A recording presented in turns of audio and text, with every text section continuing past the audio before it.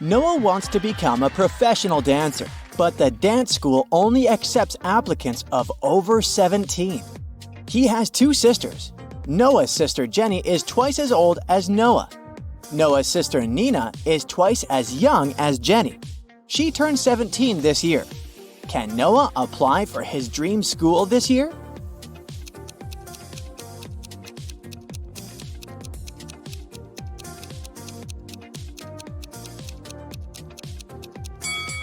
Yes, he can. Noah and Nina are of the same age because they are twins. So Noah is 17 years old. Noah wants to look good during his entrance exams, so he goes to a beauty salon. One of these hairdressers is an imposter. Can you guess who?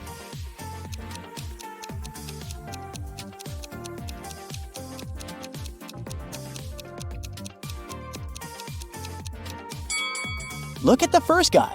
He doesn't have any scissors. Instead, he only has some spoons. So, he's the imposter. Noah's haircut is ready, and now it's time for rehearsal. Noah arrives at his dance studio. But unfortunately, he can't open the door. Someone changed the 6-digit password on the combination lock. Can you help him crack the code?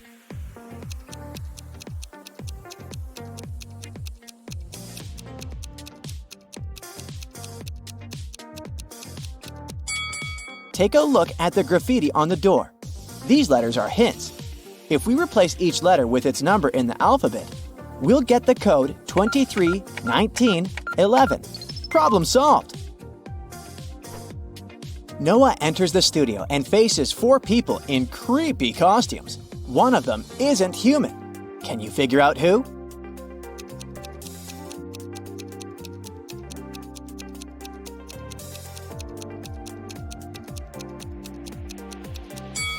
The third guy is too transparent for a human being. Noah's dance teacher enters the room and the class begins. Can you spot anything suspicious?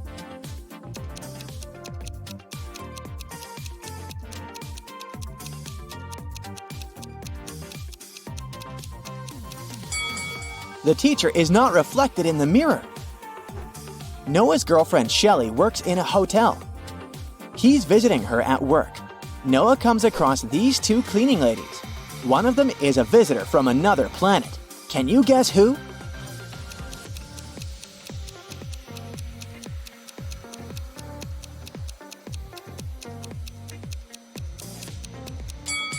Take a look at the lady in green. Her vacuum cleaner is unplugged, but it works. So she's the space stranger.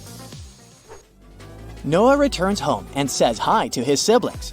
One of them is in danger. Can you guess who?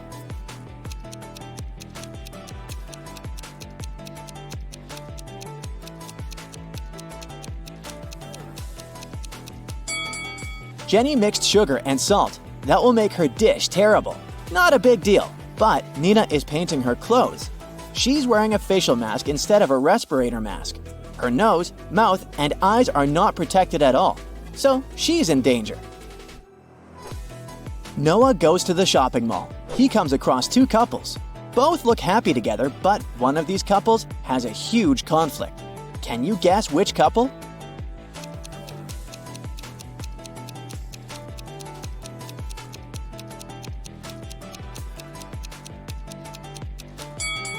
This blonde lady holds a knife very close to her partner, but she just wants to buy it. The other lady looks charmed, but her partner hides poison behind her back. So they are the unhappy couple. The next morning, Noah arrives at the dance school to pass the entrance exams. He faces 5 judges. Can you spot anything weird here?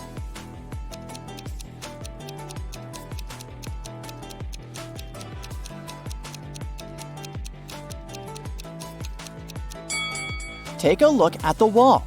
The guy in the painting is moving. Noah begins to dance. Suddenly, he slips and falls. Someone spilled oil on the floor. The judge takes a break and tells Noah that he can try again after lunch. Noah wants to know who sabotaged him. He finds 3 suspects and questions them. Shelly says that she live-streamed on social media during Noah's performance. Bobby says that he was in the toilet because of anxiety. and Susie says that she was applying makeup in the dressing room. Who spilled the oil?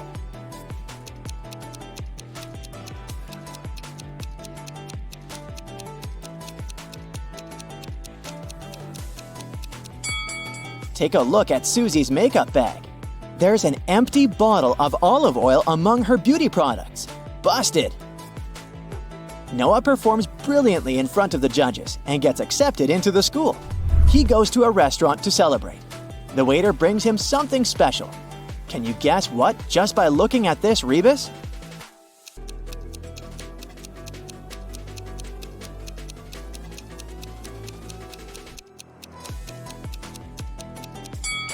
Mayonnaise! In the evening, Noah goes to a concert of his friend Donna. She's a famous singer. Donna's 3 biggest fans show up in the dressing room to meet her.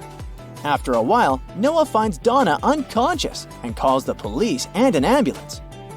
All 3 of Donna's fans say they took her autographs and left. Noah searches the room and finds a temporary tattoo in the shape of Donna's signature. This means that one of these autographs is fake. Which one?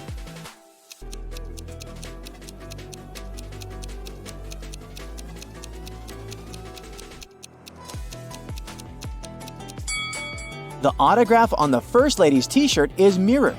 It's unlikely that Donna managed to sign it this way. The next day, Noah goes to the safari park. He sees a tiger approaching these 2 guys. Only one of them is in danger. Can you guess who?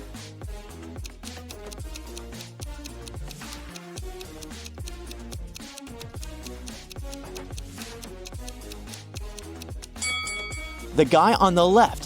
He's a tourist who's too busy to notice the tiger. Meanwhile, the right one works here. He has a badge, a protective hat, and a lasso, so he should know how to deal with tigers. It's Noah's first day at dance school. He enters the building and faces this scene. This guy loves her so much. Why did he push her?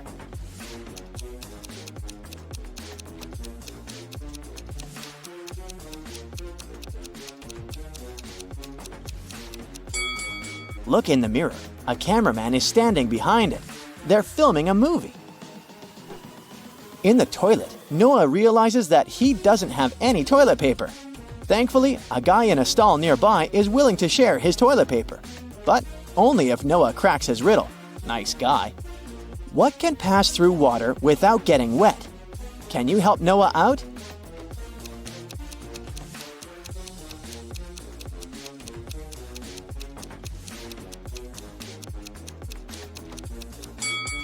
The correct answer is light.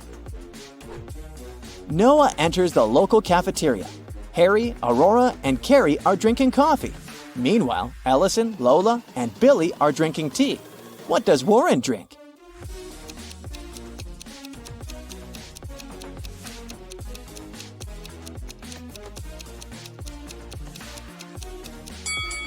There's a pattern here. The person with 2 R letters in their names drink coffee, and the people with 2 L's drink tea. Warren has 2 R's, so he must be drinking coffee. After classes, Noah takes a walk in the park. One of these people is a cop working undercover. Can you guess who?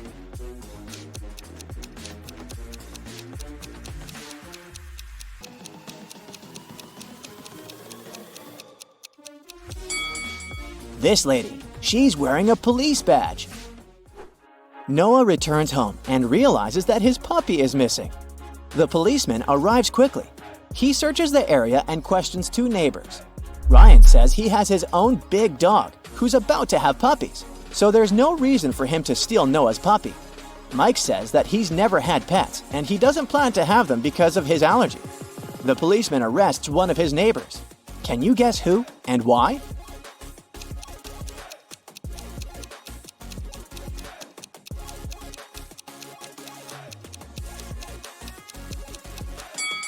Mike stole the puppy.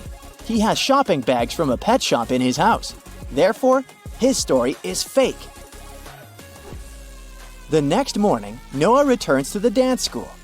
Oh no! Someone broke into his locker and stole his dancing shoes. Noah calls the security guard and they question 4 suspects. When Billy entered the dressing room, Noah's locker was already open. The cleaning lady says that she only entered this room once to wash the floors early in the morning. She didn't open any lockers. Mike says there's no point in stealing Noah's shoes because his feet are much bigger. And Warren says his parents can afford to buy the whole city, so why steal someone's cheap shoes? Who's lying?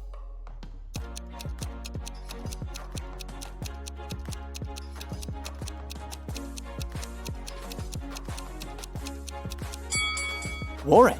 If he's so rich, why is he wearing a fake Gucci sweater? Noah is visiting his girlfriend Shelly in the hospital.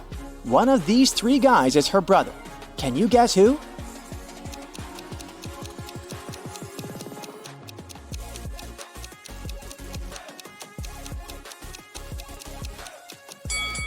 The third guy is her brother. They're twins, but with different hairstyles. Noah goes to buy some snacks for Shelly and gets lost in the hospital. He wanders around and finds another door with a combination lock, but he has to figure out the correct 4-digit code to open it. Can you help him?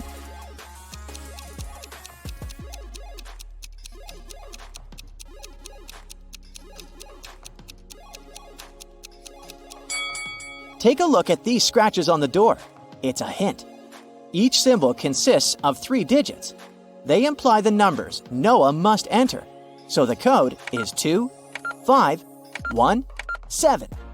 Brandon was a police officer. One day, he was patrolling the streets of the small town where he lived. When he was driving past his friend's house, he saw that the front door was open. As soon as Brandon entered the hall, he spotted his friend lying on the floor. After the man was taken to a hospital, the officer went to question the neighbors. Julie said that she had been planting new fruit trees in her garden since early morning. Nathan explained that he had experienced some problems with his car. He was in the garage all day long trying to fix them. And Patrick told Brandon that a new episode of his favorite TV show had been aired, so he stayed at home to watch it. Which neighbor is lying?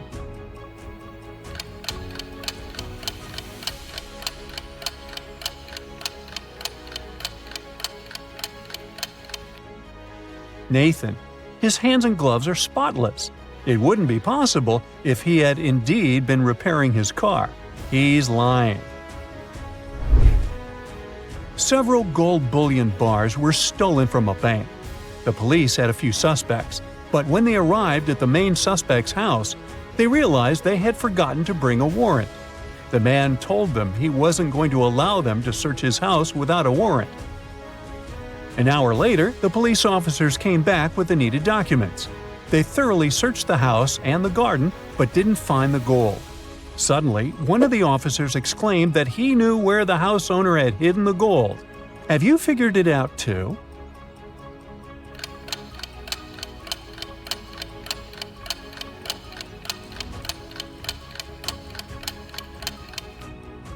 The gold is in the swimming pool. When the police visited the man for the first time, the level of water was much lower. Jonathan's friend went to explore a mysterious castle and got lost. After hours of waiting for him, Jonathan decided to sneak into the castle and find the guy. He ended up in a large room with 3 doors. One of these doors led to a labyrinth no one had ever managed to escape from. Another door was the exit, but if Jonathan went through it, he would have to cross 3 moats to get out. And one of the doors had something Jonathan was looking for.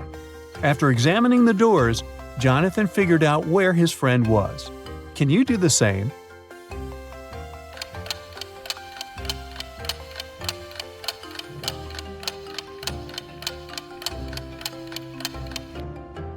Look at the door handles. They're all made of some shiny metal.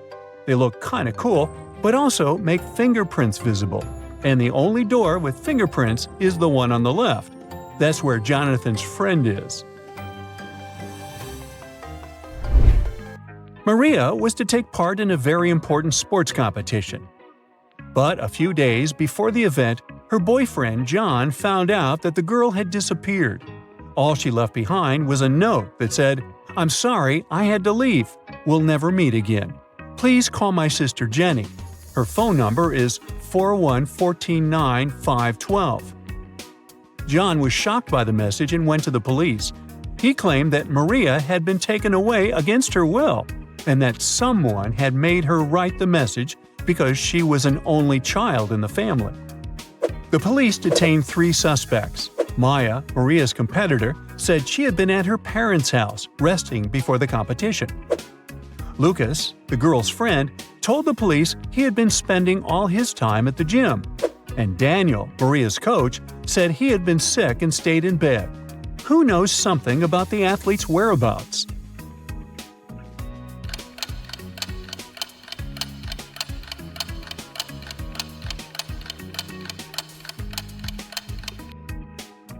In her note, the girl didn't write a phone number. She encoded the criminal's name this way. If you check which letters of the alphabet correspond to these numbers, you'll get Daniel. Airport security guards are checking the luggage of 3 suspicious passengers. One of them is a robber on the run. Can you help the guards spot anything odd and figure out which passenger is a criminal?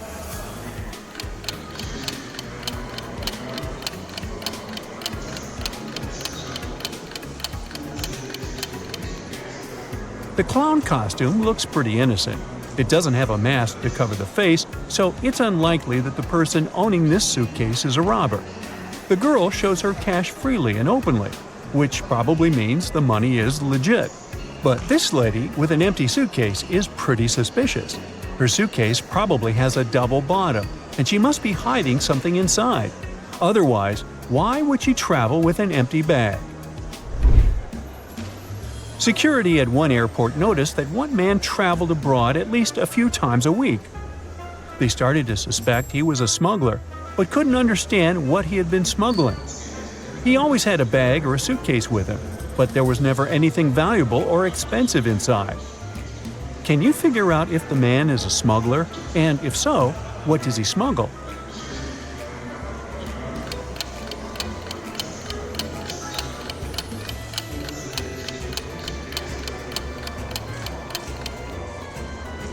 The guy was indeed a smuggler, and he smuggled designer suitcases and bags. Detective Marcel needs to find a criminal, and fast. He only knows that this person works in an office and is not actually a human, but a cyborg. Ooh. Look at these suspects and try to spot anything suspicious.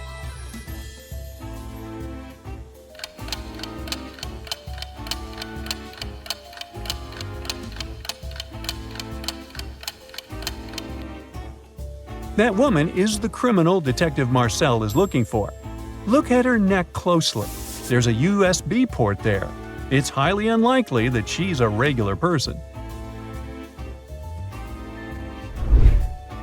Charles opened his eyes and found himself in a dimly lit basement. He couldn't remember how he ended up there. He spotted a door in the corner. It was locked. On the wall next to the door, there were 3 buttons. On one button, there was a circle. On the second one, there was a triangle. And on the last button, a square was drawn. Charles didn't know which button would unlock the door. Luckily, he found a note with a few numbers written on it. Can you figure out which button he should press to get out of the basement?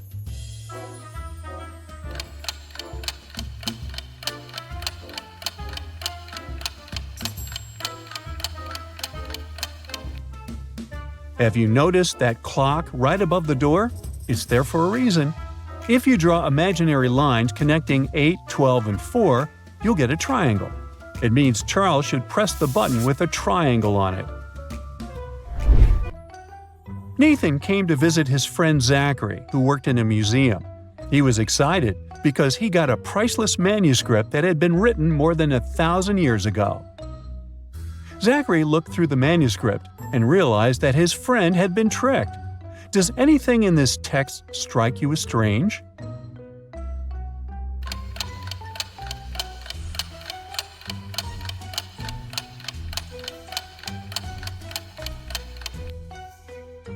If we talk about the dates before the Common Era, they should be in reverse order. The original text would have read King Alfred V ruled the country from 1320 to 1290 BCE.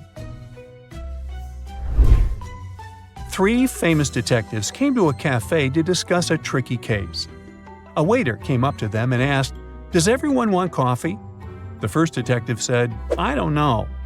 The second detective answered, "I don't know." And the third detective said, "Yes." Why did he say so?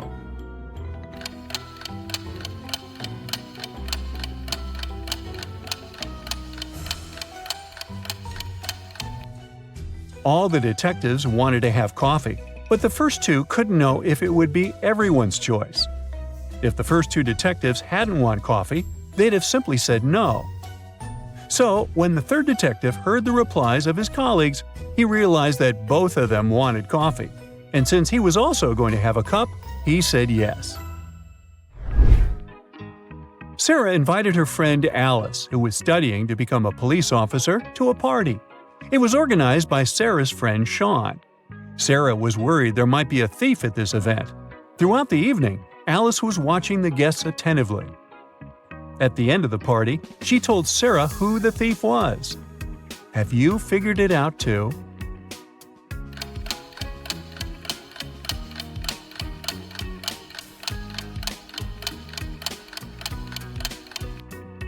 It's the host, Sean. At the beginning of the party, one of his guests had a watch on his wrist, and this woman had a beautiful necklace. But at the end of the party, the watch is already on Sean's wrist, and the necklace is in that flower pot. See? When it is new, it costs little, but when it's old and used, it can be worth hundreds, thousands, or even millions. What is it?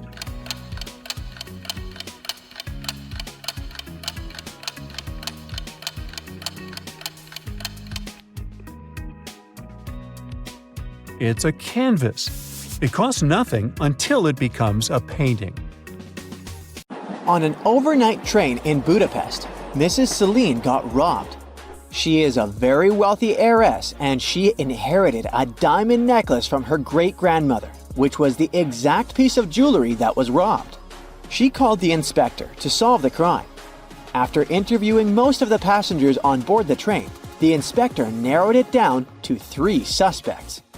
Mr. Bruges was an eccentric widower, carrying a mysterious bag. Mr. Blue was one of the waiters on the train, carrying his metallic tray around. And Mr. Pearls was a hoarder, carrying lots of suitcases.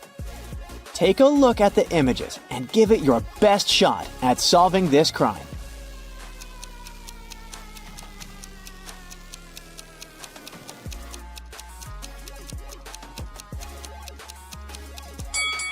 Mr. Bruges is just trying to keep his cat safe inside his mysterious bag. He's no criminal. Mr. Pearls is sweating like that because he's carrying all his valuable belongings, so he's really afraid to be robbed.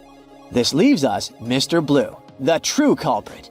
If you look attentively, he has a diamond necklace poking out from under his metallic tray. The airport police are having a lot of trouble these days. Many convicts escape prison and are trying to leave the country as fast as they can. Take a look at this image. You gotta figure out ASAP who is the fugitive.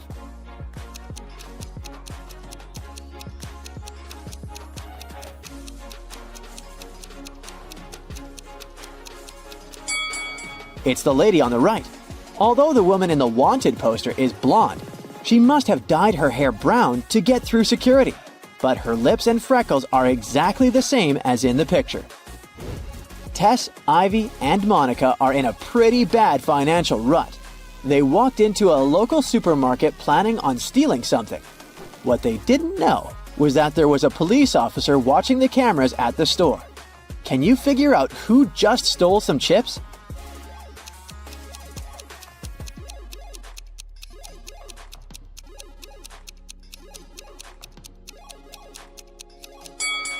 It was Tess, the first lady.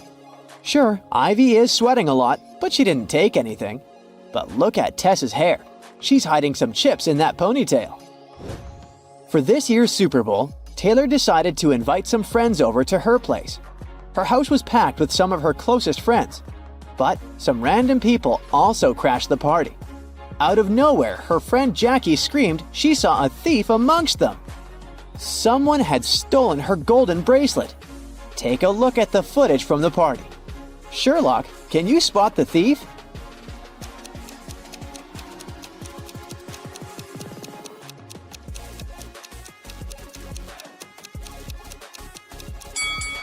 You sure have a good eye if you spot the thief in the middle of the crowd.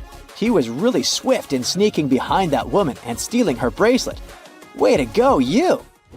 John started his Sunday morning by jogging around the park near his house. When he returned, he found out very unpleasant news. Someone had stolen his car. He questioned 3 of his neighbors. Henry said he had been playing video games for the past 12 hours and hadn't left his basement during all that time. Rosie said she was a gardener and had been planting daisies in the public area all morning. She also said she saw a suspicious man who opened John's car using a knife. Jack said he had seen John's car when he went out for groceries, but when he returned home, it was gone. After listening to the suspects, John immediately knew who had done it. Can you tell who it was?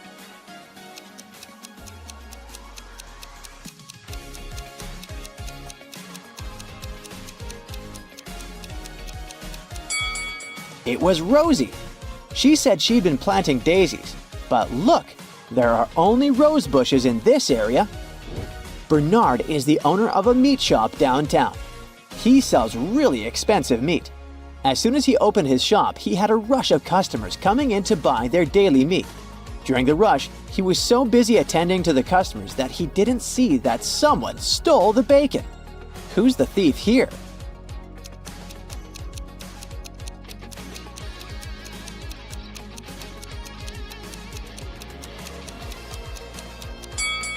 It's the guy in the suit.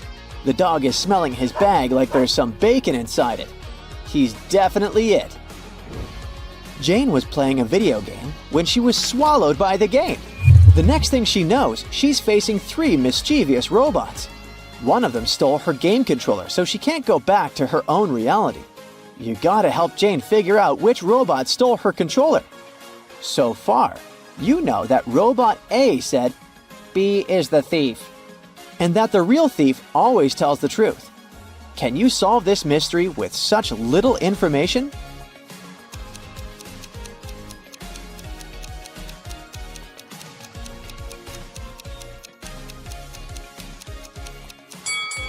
Robot C is the culprit. Let's check it out really quickly. If A was telling the truth, then it would be the thief. But it's impossible because A claims that B is the thief. B is also not the thief since A's claim that B is the thief is a lie. This just leaves us with the last option, Robot C. Betty was traveling across France. One night, she gave herself a treat by booking a table at an expensive restaurant. She was halfway through dinner when an elderly woman approached her. The woman said she looked a lot like her daughter and asked her for a favor. Since she hadn't spoken to her daughter for ages, she asked Betty to say, "Goodbye, Mother," as she left the restaurant. Betty thought it was super strange, but agreed. Soon after, she received the shock of her life. Guess what it was and share your 2 cents with us below.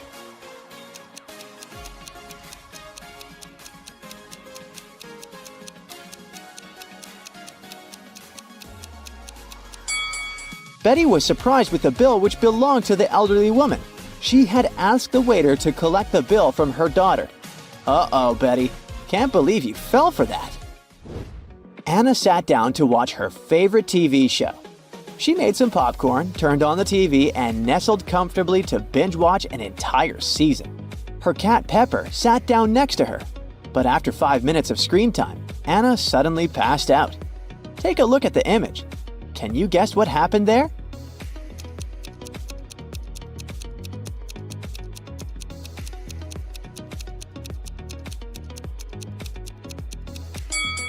Anna's cat, Pepper, got scared with a loud thump that came from the TV. It jumped on top of Anna and it scared the life out of her. That's why she passed out. The customer was saying that he had ordered soup, while the waiter was saying that he had only ordered tea. Henry saw something that immediately showed him who was lying. Prove to us that you've got the sharpest eye and find out what Henry saw.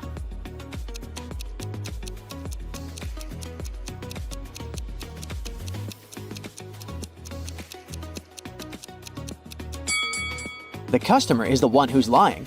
Behind him, there's a huge sign that says the restaurant only serves soup from 1 to 4 p.m. Since it was 8 p.m. in the evening, the waiter would have never accepted the customer's order in the first place.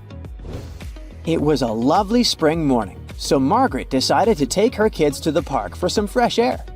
While the kids played in the grass, Margaret decided to catch up on her reading. She left her bag right beside her, next to a stranger. In a few minutes, she noticed the bag was stolen. We need your detective skills here. Can you figure out who the thief was?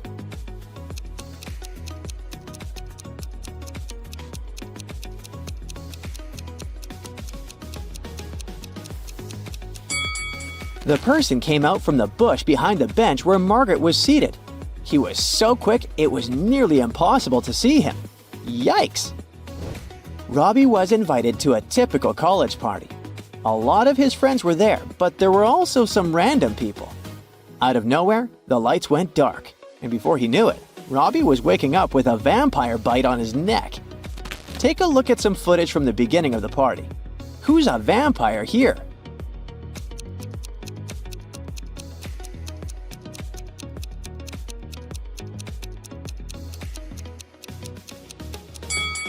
It's the guy on the corner.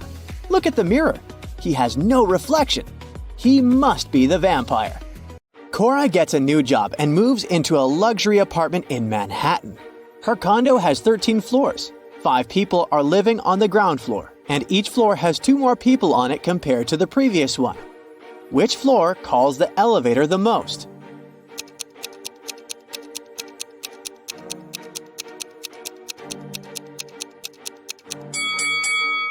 Any person who lives on a floor other than the ground floor would have to call the elevator to reach their respective floors. So, the ground floor should call the elevator way more frequently than the other floors. Oh. Cora meets her neighbor, Mason. He has 4 daughters, Hannah, Elle, Eve, and Anna. What pattern did he use to name them?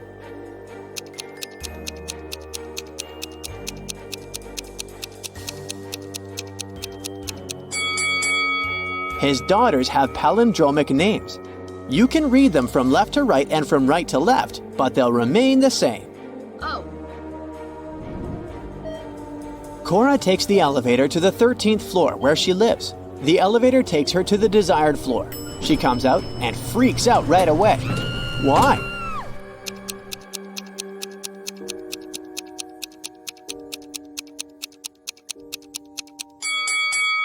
Take a look at the mirror. It didn't reflect the number 13 correctly. Okay. 4 movers show up to help Cora with her boxes, but one of them is an imposter. Hello. Can you guess who?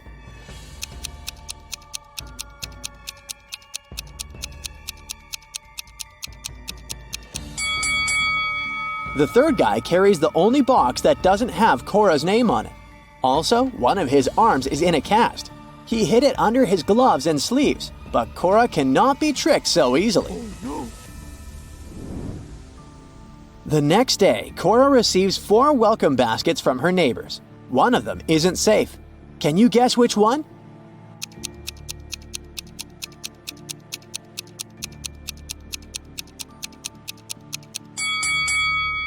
The second basket looks delicious, but take a closer look. There are bugs instead of chocolate in these cookies. Yuck! Cora wants to hire a cleaner to take care of her apartment. She interviews 3 people. Sandra says she has 20 years of experience in this field. Harry is a student who needs extra money to pay his bills and buy food. And Bianca has recently moved from her parents' farm. She needs a job as soon as possible. Who's lying?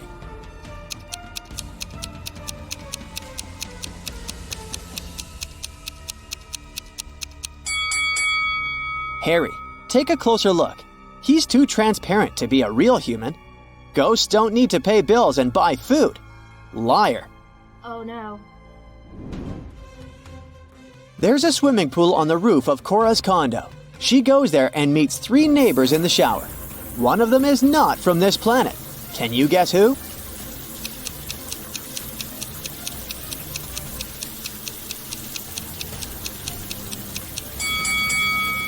The third lady is a visitor from outer space. She has 7 toes instead of 5.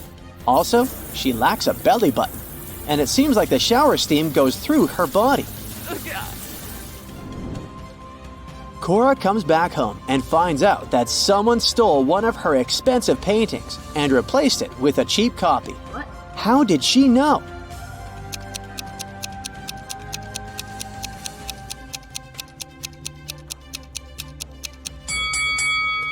The third painting has a slightly thinner frame than the others.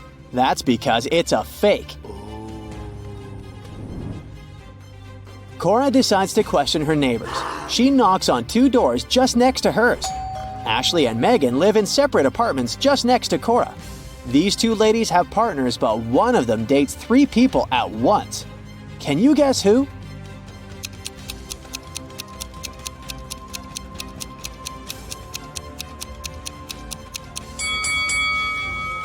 Ashley has 3 different cakes in her fridge, so she probably had 3 different guests recently. Cora wants to find the thief who stole her painting, so she calls the police. Officers examine the crime scene and arrest 3 suspects right away. Can you tell who's guilty by just looking at this picture?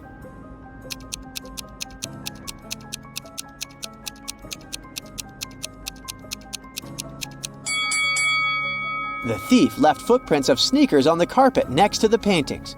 Only the first suspect has the matching shoes and size. The next morning, Cora goes hiking in the woods, and eventually she gets lost. There are 3 routes that she can take. One has animal footprints, the second one has human footprints, and the third route is along the river. Which path is the most reliable?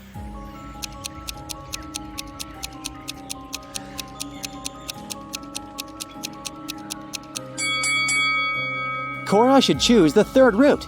Animals might be dangerous and people are not reliable, but the river will lead her to the city or a bigger body of water with a beach. In the evening, Cora goes to the local concert hall. One of these guys is a real magician. Can you guess who?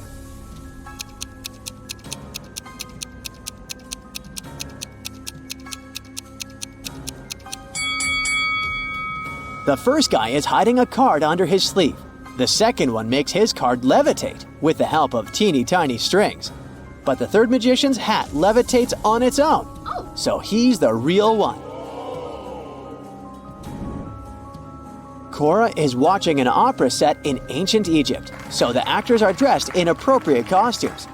After the show, Cora goes backstage to meet them. But one of these people is not an actor. This person is a time traveler from the past.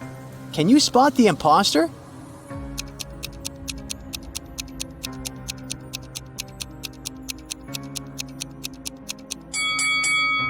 All 4 people are dressed in ancient Egyptian costumes, so we should use the method of elimination. The first guy is using a smartphone, so he's probably an actor. The second lady has a modern manicure, so let's exclude her too. The fourth lady has a sports car tattoo on her leg, so she must be from this century as well. Therefore, the third guy is a time traveler. Cora arrives at the condo after the opera late at night. She enters the empty lobby and suddenly hears weird sounds from the basement. Cora goes there to check and finds herself in a secret, spooky dungeon. She finds a door with a combination lock which requires a 4-letter password. There is a mirror next to the door. Someone wrote the word "live" on its surface. Cora tries to enter this word, but it doesn't work. Can you help her crack the code?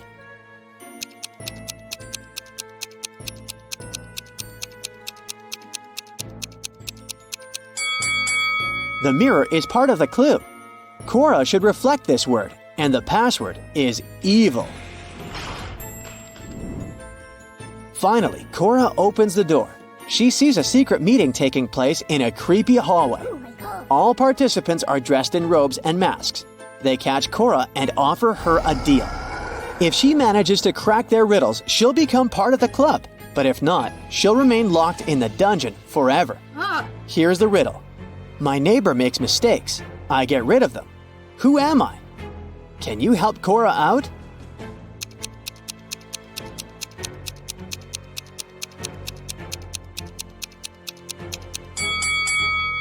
I'm an eraser. Cora nails it, and now she's invited to go into the Hall of Mirrors alone.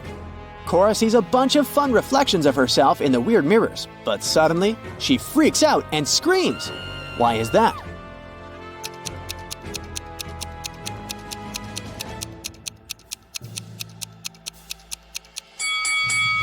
One of the reflections doesn't belong to Cora, so she's not alone in this room.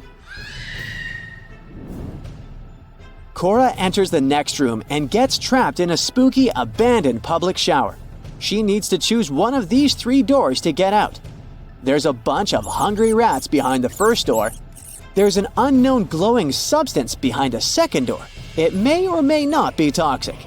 And there's a firewall behind the third door. Which way is more or less safe?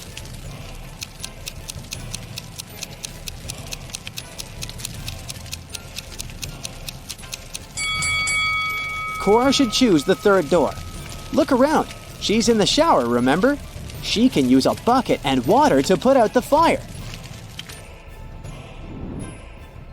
Now Cora needs to crack this twisted circle maze to find the way out. Ah. Can you help her?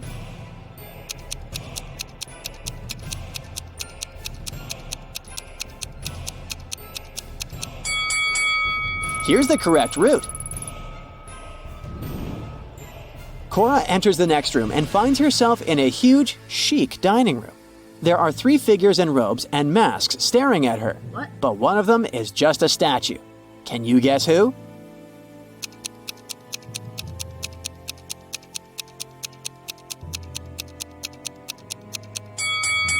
The first figure is breathing deeply. The second is blinking. You can see it through the mask. So the third figure must be the statue. Oh god. People in masks give Cora 3 envelopes. She can choose one of them and take what's inside as a gift. One of them contains a $100 million diamond necklace. Another one, a pair of wool socks. And the third one, $10,000 in cash. Each envelope is signed. The first one says, "Necklace isn't here." The second one says, "Necklace is here."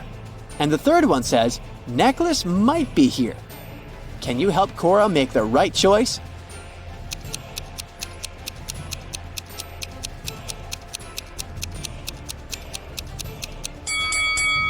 She should ignore the writings and simply weigh the envelopes.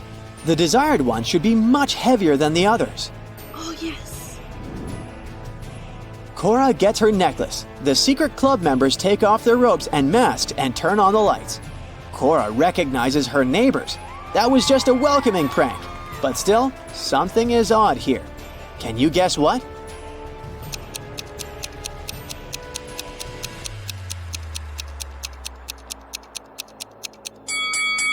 The lamp levitates. Oh my god.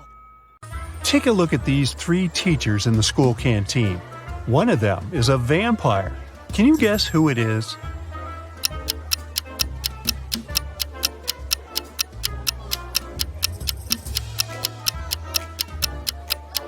Check out carefully what they eat.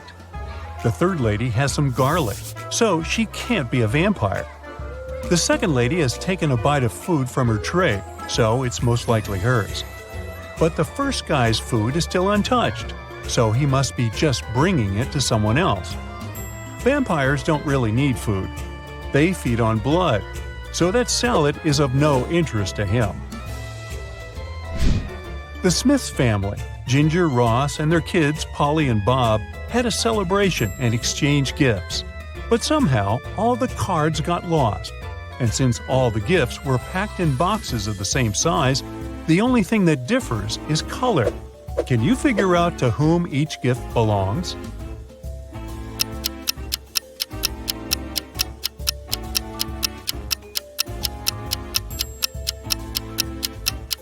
Ginger, the mother, must get the gifts in green wrapping paper because her name starts with a G.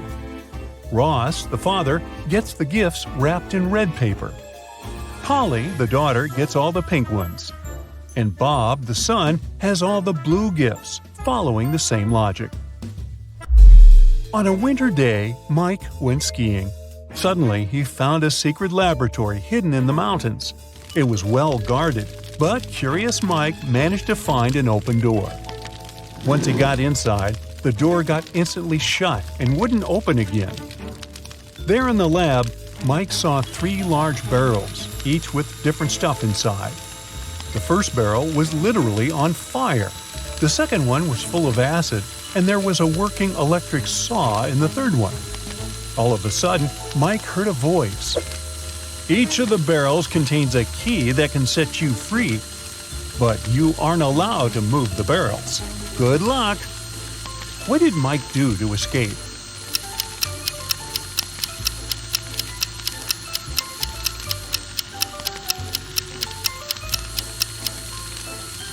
Hey, it seems like this lab wasn't well heated.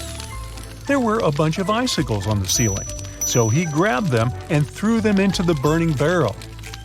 They melted and extinguished the fire, allowing him to grab the key. Lame Horse is the most popular club in town, and lots of people hope to get inside. However, security guards are pretty strict, and all visitors must comply with a set of requirements issued by the club management. Visitors must be over 25. They must wear a total black look, and their name cannot start with an A. Now, look at these 3 people waiting at the entrance, who cannot be let in.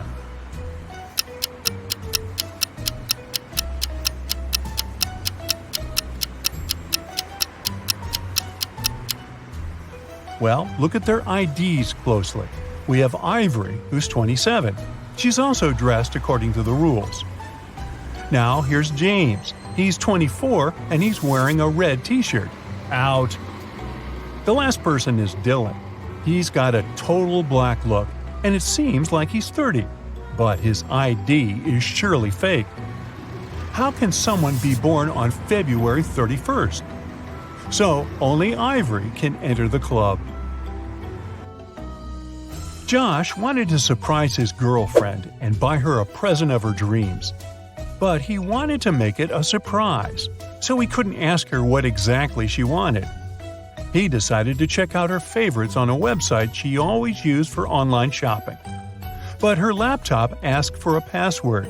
Still, Josh managed to unlock it. How did he do it?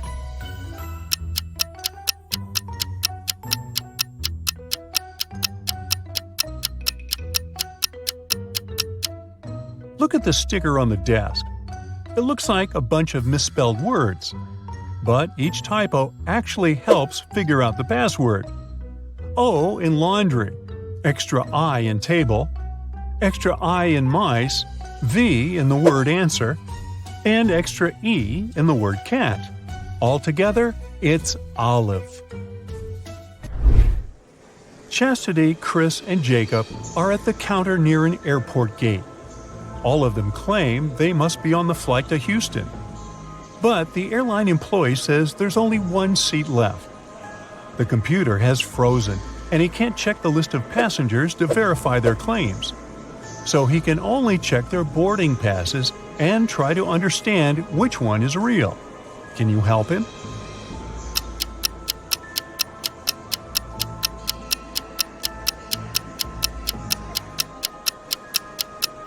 The only real boarding pass belongs to Chastity.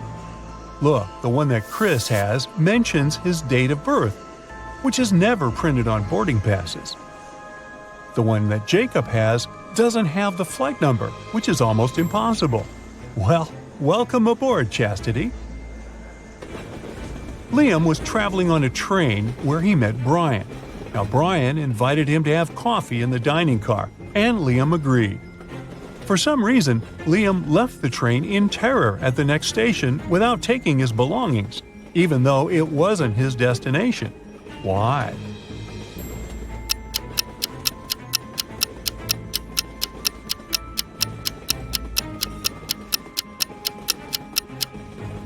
The thing is, on the way to the dining car, Liam spotted something he couldn't see while seated. There was a huge tail visible underneath Brian's coat. He couldn't be a human, and having coffee with him could cost Liam his life. Ew. Ashley decided to change her hairstyle and headed to the nearest hair salon. There were 3 hairdressers available. Which one is safe?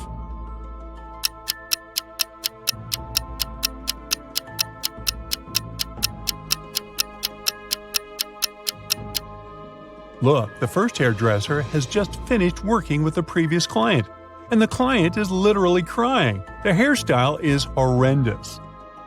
The second hairdresser has knives instead of special scissors. She doesn't seem to be safe either. However, the third hairdresser seems completely fine. So, Ashley should pick her. Mary is a beginner gardener. She decided to grow some flowers in her garden, and there are already several sprouts. Yesterday, she watered them as usual, but today, she sees that all of her sprouts have perished. Why?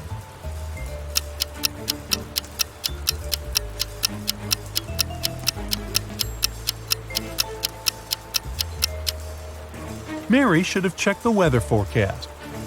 Yesterday, the sky was covered with gray clouds. It was going to rain. So the flowers got a double portion of water, which is bad too. Mary should have covered her plants instead. It was Jenny's first month at her new school. At the end of the month, she found a note from Barry in her locker. At first, she didn't get its meaning, but when she figured out that it was encrypted, the meaning became clear to her. Take a look at the note. Can you figure out what Barry wrote to Jenny?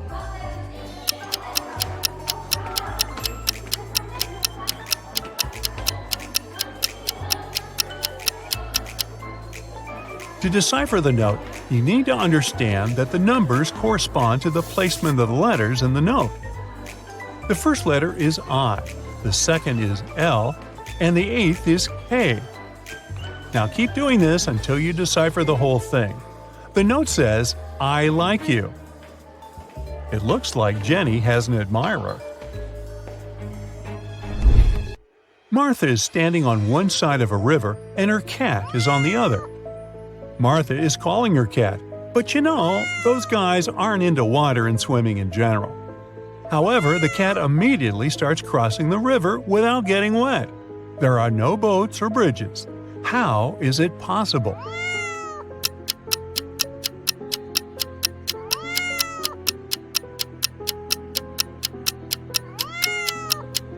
The river is frozen, so the cat can just walk on the ice.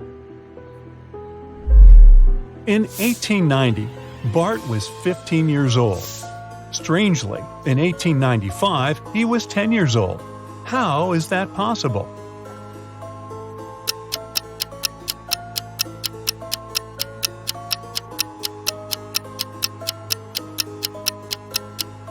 The thing is, Bart was born in 1905 BCE. The calendar worked the other way around back then.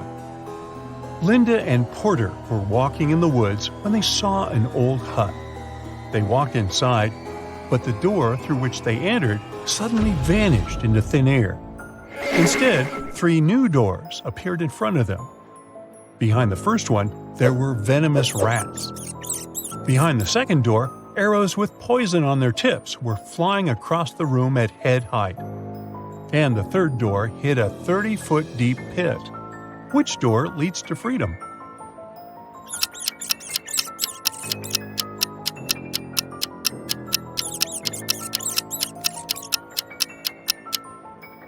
They should choose the second door. They don't need to walk, they can simply crawl under the arrows. Pamela met a stranger yesterday, and she immediately knew who he was. She hadn't seen this person before, and no one had ever described him to Pamela.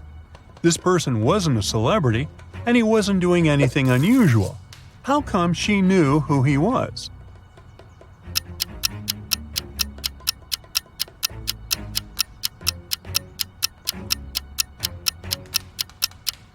The man was Pamela's friend's twin brother. Anna went grocery shopping and bought a lot of products that needed to be stored in the fridge, like meat and cheese. When she returned home, she realized that her fridge was already full, and she had nowhere to store all those products. What should she do?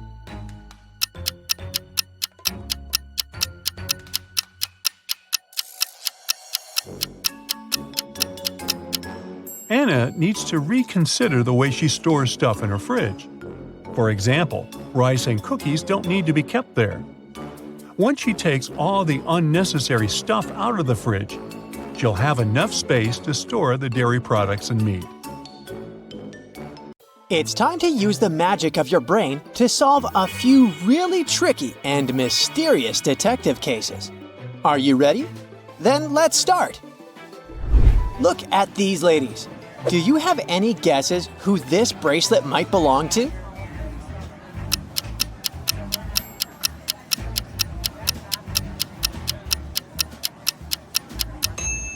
Have you noticed that the bracelet has the name Sophia engraved on it? Well, the girl on the left has a name tag with the same name on it. She must be the owner of this bracelet. A man walked into a room and saw 3 doors.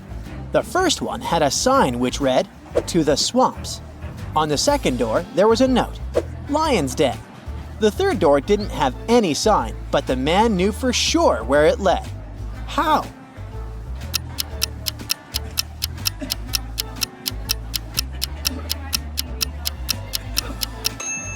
It was the door he had entered through. There are 3 fortune tellers working in an amusement park: Zelda, Salma, and Freya. But one of them is an imposter. Look at the women attentively and try to figure out who it is.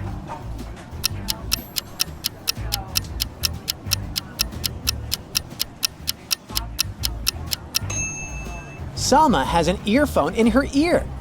It means someone is helping her to predict the visitor's fate. Take a look at these 3 ladies. One of them is a real witch. Can you guess who it is?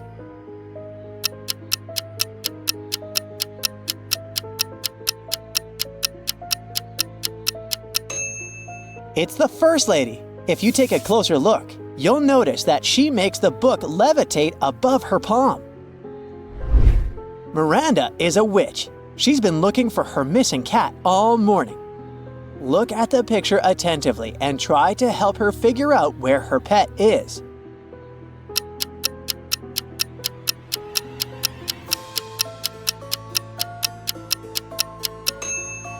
Here it is, hiding under the table. Miranda visited her friend Laura.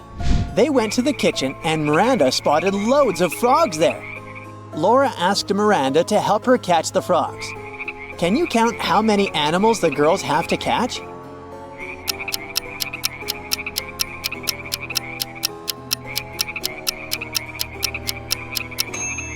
There are 13 frogs to catch. This one is just a picture. Mark was studying for an important test in his school library when he heard someone screaming for help. The voice was coming from behind a locked classroom door. Mark opened it and found his classmate Miranda inside. She told Mark she'd gone to grab a bite in a cafeteria and found out it had been closed that day. Suddenly, she blacked out, and the next thing she knew, she was locked in a classroom. Mark decided to figure out who had done this. Soon, Mark had 4 suspects. Matthew told him he'd been doing his homework in a classroom. Emily claimed she'd been with Matthew, but later she'd gone home. Olivia said she'd been having lunch in the cafeteria. And Chris told Mark he'd been sick that day. Can you help Mark figure out who's guilty?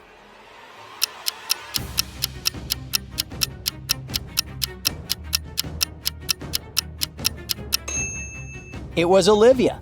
The cafeteria was closed that day, remember? So she couldn't have had lunch there. Mike returned from a lunch break and discovered that someone had stolen $30 from his bag. He had 4 suspects: Mila, Henry, Jackson, and Victoria. When he asked them about the money, Mila replied she hadn't taken it. Henry was pretty sure Jackson had taken the money. Jackson shouted, "No way! Henry's lying!" And Victoria claimed that Mila was telling the truth. Mike knew that only one of these people wasn't lying. Can you figure out who stole Mike's money?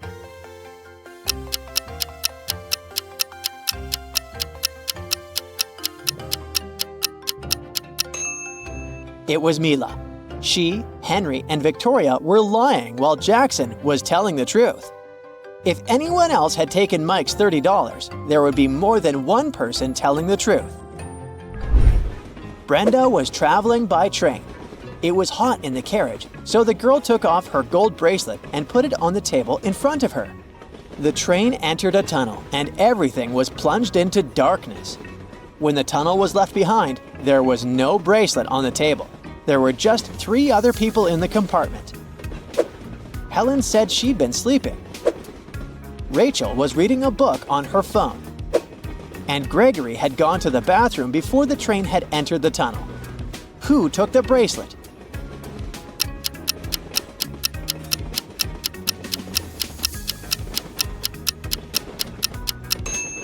It was Helen. Previously, she had her sleeves rolled up. But now they cover her arms down to the wrists, hiding the bracelet. A unique diamond was exhibited in a famous museum. It was guarded at all times, and only a small group of people were allowed to enter the room at a time. After one of such groups had left, an alarm went off. The guards ran into the room and found a young man inside.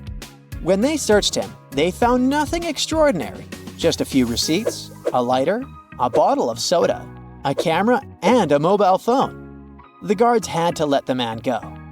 But the next morning, it was announced that the diamond had been stolen. How did it happen?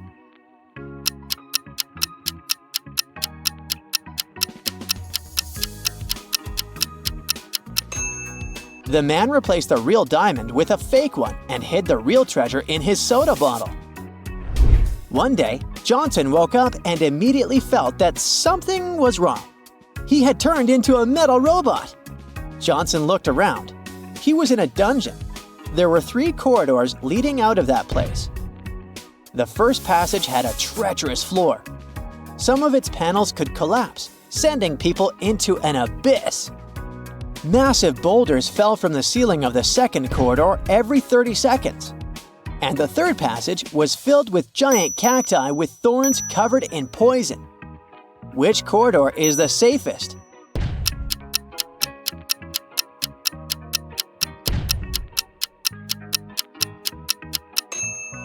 Johnson picked the third corridor. Thorns would do no harm to his now metal body, even the ones covered in poison. One guy decided to become a scuba diver. But during his first dive, he got disoriented.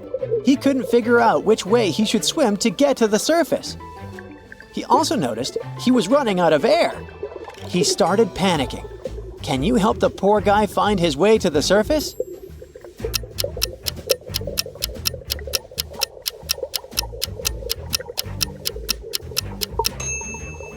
He should swim in the directions where bubbles go. Emma came to the office on Monday and found out that someone had deleted an important report from her computer. She knew that in the company, there were 3 people who would be happy if she lost her job. Laura, Emma's colleague, said she had just arrived. She added that the weather was awful and it was pouring with rain. Thomas, the accountant, answered that he'd been out buying coffee and had just returned. And Eliza, a new employee, said she had a meeting with a client in a cafe and had just come back. Who has anything to do with Emma's report?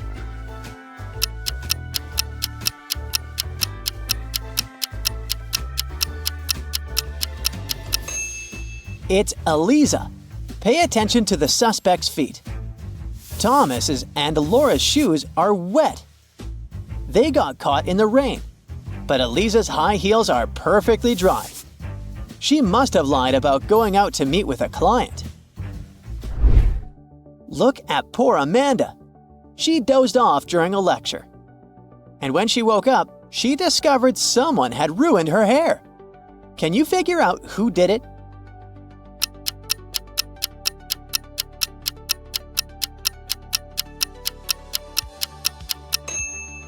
The culprit is the guy on the right. Look, there are scissors sticking out of his pocket. Let's check how attentive you are. 3 guys were playing hide and seek. One of them hid in the kitchen. Can you help his friends find him?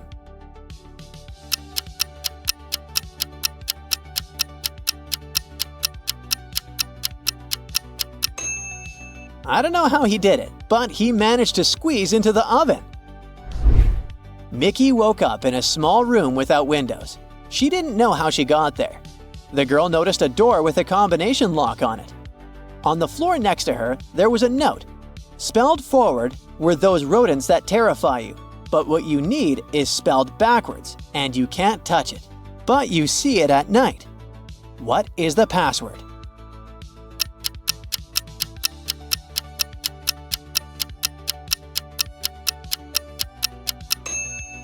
The rodents the note mentions are rats, and the word Mickey needs is star. The police had long suspected that Mr. Hall was a smuggler transporting stuff on his yacht. One day, they learned that the cargo they had been looking for was on his vessel. Several police officers came to the marina where Mr. Hall's yacht was parked with a search warrant. They examined every nook and cranny of the yacht, but didn't find what they were looking for. Suddenly, one officer realized where the cargo was. Do you know it too?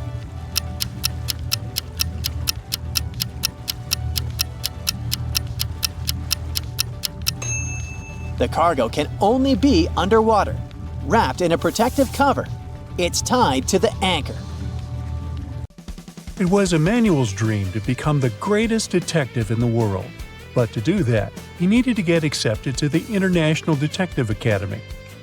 On their entrance exam, they wanted to test the visual perception skills of the potential students. So they gave students 3 images and asked them to find out what was wrong with them. The one who spotted the abnormality the fastest would get in. Here's the first image. Can you help Emmanuel out?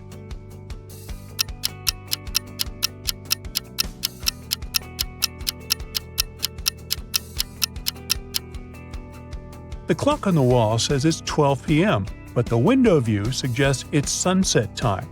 That doesn't add up, even if it's noon or midnight. Here's the second image. What's wrong here?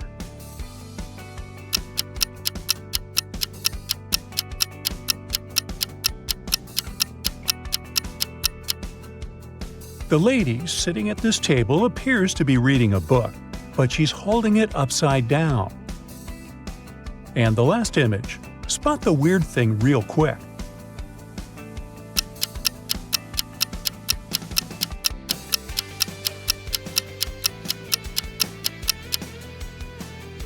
The picture on the wall is supposed to be a historical portrait, but the queen on it is holding a cell phone in her right hand.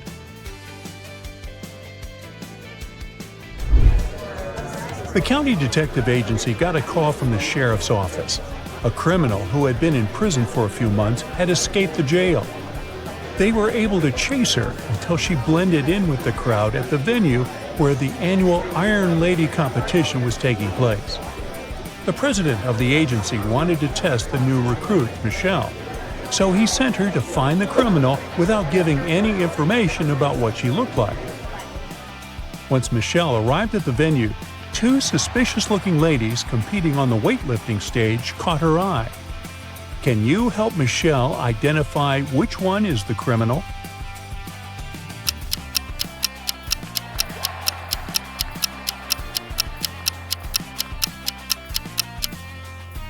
It must be the lady on the right with the long hair and dark brown roots.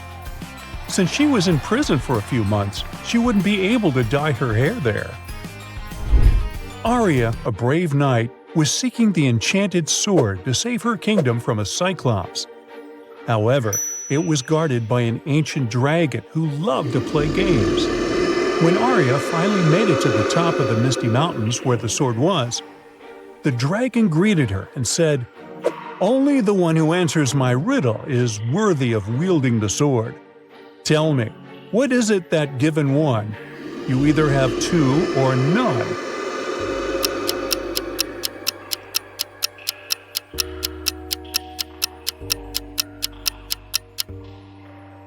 The answer is a choice. Van Pulsing was a famous monster hunter. One day, he got a call from a couple who were the owners of an old mansion. They claimed that there were monsters occupying their home, hiding in plain sight and making them live in fear. They wanted Van Pulsing to free their house from them. He said they should continue their usual day, and he would observe where the monsters could be. Take a look at the bedroom. Can you spot the monster?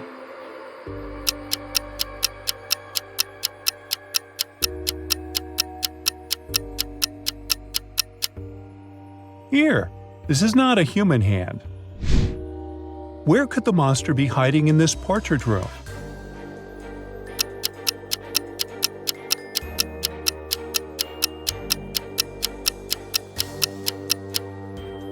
Do you see Van Pulsing's shadow on the ground?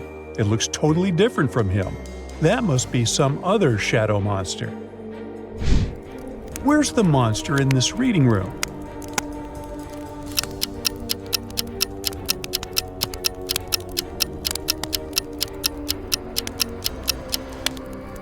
Look at these candles here.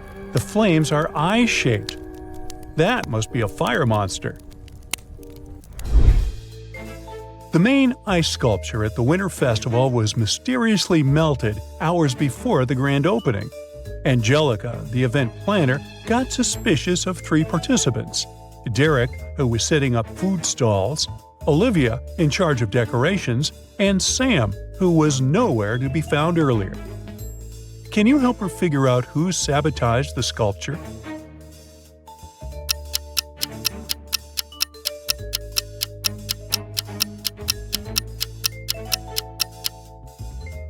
See the small temperature arranging box directly below the sculpture area? It is password protected. And look at Olivia's palm. There are numbers written on it, which appear to be some sort of a password. It must be her who tampered with the system to melt the sculpture. Jared and Rita were going camping in the woods and had to choose a site to set up their tent. There were 3 differing camping areas available: Emerald Forest Camping, Firefly Mountain Campgrounds, and Starlight Lake Campsite. Can you help them decide which spot is the best?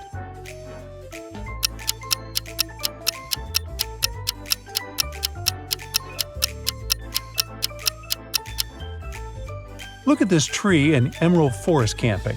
There's a bear hiding there. This option is definitely a dangerous one. Firefly Mountain Campgrounds is located next to a rocky hill. These loose stones and sharp rock edges pose a great risk. So they should pick the Starlight Lake Campsite. A famous sculpture went missing from the art school gallery. Detective Joshua was informed that there were 3 students who were last seen near the gallery. Alexandra claimed that she was sketching in her notebook. Beckett said he was in a pottery class, and Caleb said he was reading in the library. Detective Joshua could immediately tell who had the missing statue. Can you?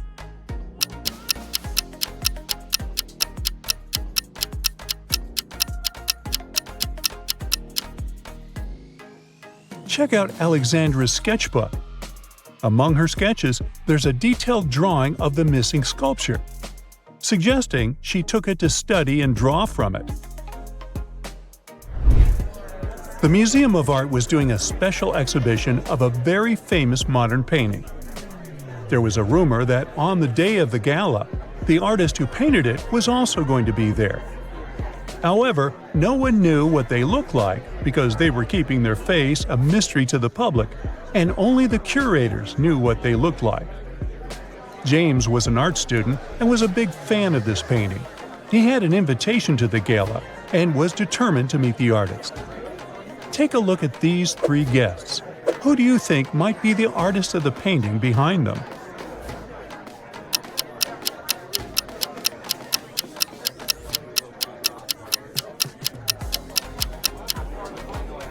We already know the name of the artist from their signature on the painting.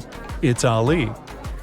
Now, even though the second guy here is holding an exhibition brochure with the same signature, look at the tag he has on his jacket. It says he's the curator. So he already knows what the artist looked like, and he's just another fan. Now, check out the third lady. She's holding a red-colored pen, just like the color of the signature on the brochure. She must be the one who signed it, so she's the mysterious artist. It was snowing a lot that winter. Penny, the police officer, was on duty at the Commonwealth neighborhood. During one of her regular patrols, she noticed a suspicious-looking man who was carrying 2 bags full of stuff. When she asked him what he had in them, he said they were clothes for donation. Still, Officer Penny arrested him. Why?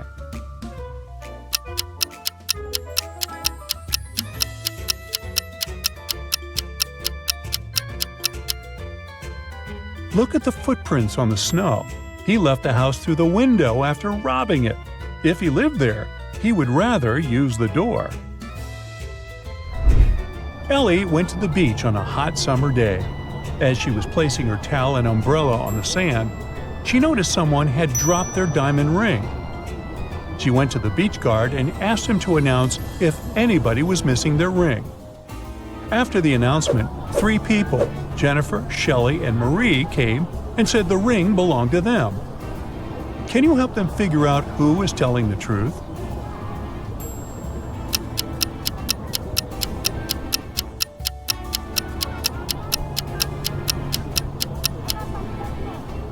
Take a look at Marie's ring finger on her left hand.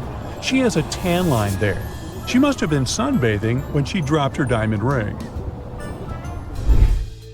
Bernie was working in Los Angeles, and his girlfriend Deborah was working in Austin, Texas.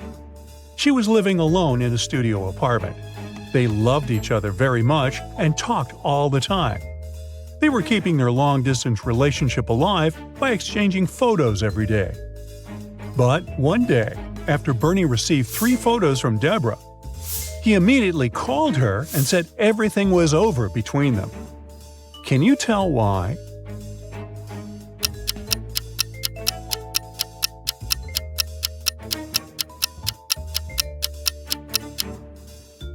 In the bathroom photo, there are 2 toothbrushes, even though she lives alone. In the living room photo, there is a man's shoe on the floor next to the door. And in the kitchen photo, on the planner on the fridge, Tuesday is circled. And inside the circle, it says, "Date night with James." Deborah is clearly cheating on Bernie. Here are 2 adorable couples in front of you, Jane and John and Mary and Jack. Both are cooking something yummy for dinner together. So cute. But hey, one of the ladies is in danger. Who is it?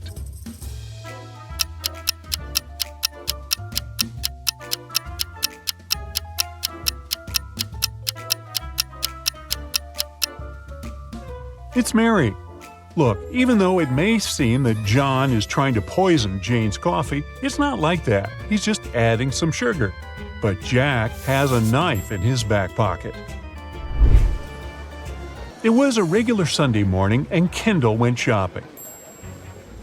While she was window shopping, a pickpocket ran up to her and stole a wallet from her purse. She called for help and 3 police officers approached her, asking what had happened and how they could help. Can you help Kendall understand which of these 3 officers can be trusted?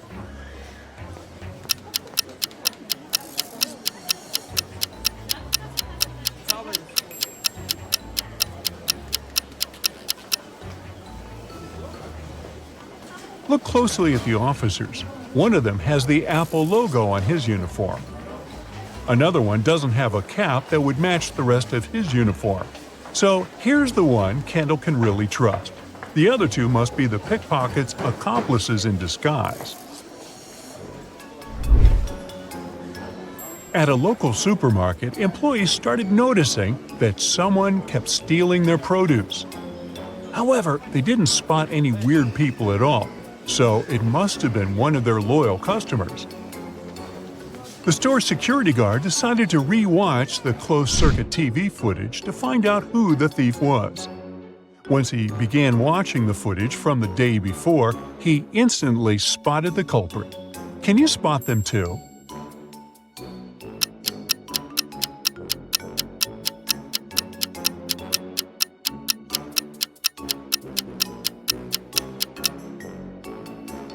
Look, there are 3 customers in the footage: a woman, a teen, and an elderly lady. At the start, everything seems okay. But a couple of minutes later, the woman gets pregnant? Now, that's impossible. She's certainly hiding something she's stolen underneath her jumper. It was a friends' gathering. People were having fun, eating some scrumptious dishes that Susie, the host of the party, had cooked for them. The next day, in a group chat, Erica, Jacob's wife, texted that evening her husband had been rushed to the hospital, where he passed away a couple of hours later. The doctors said it was poisoning, and Erica rightly accused Susie of poisoning her husband. How did she do? Look at the image again and tell how Jacob was poisoned.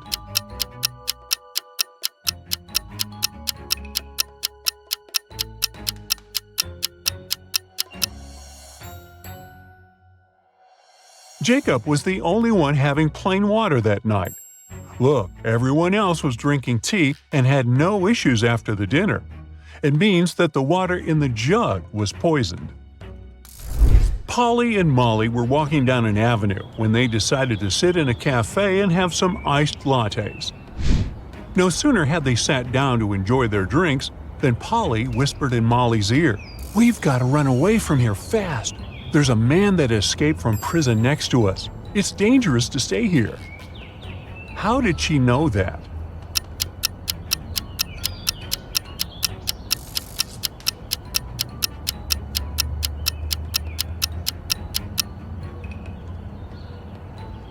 There were only 3 customers in the cafe. These 2 men looked totally okay, but this one is trying to hide handcuffs underneath his long sleeves. Annabelle, the world's greatest actress, woke up in a hospital. She couldn't remember anything but her name. She didn't know where she lived, where she worked, or even who she lived with. One thing she knew for sure was that she was married. There was a ring with a massive diamond on her ring finger. A couple of hours after her awakening, 2 men showed up in her room, Ryan and Jeff. Ryan was a young and good-looking man, and Jeff, well, let's say he was old enough to be her grandfather. Both of them claimed she was his wife. Who is the real husband?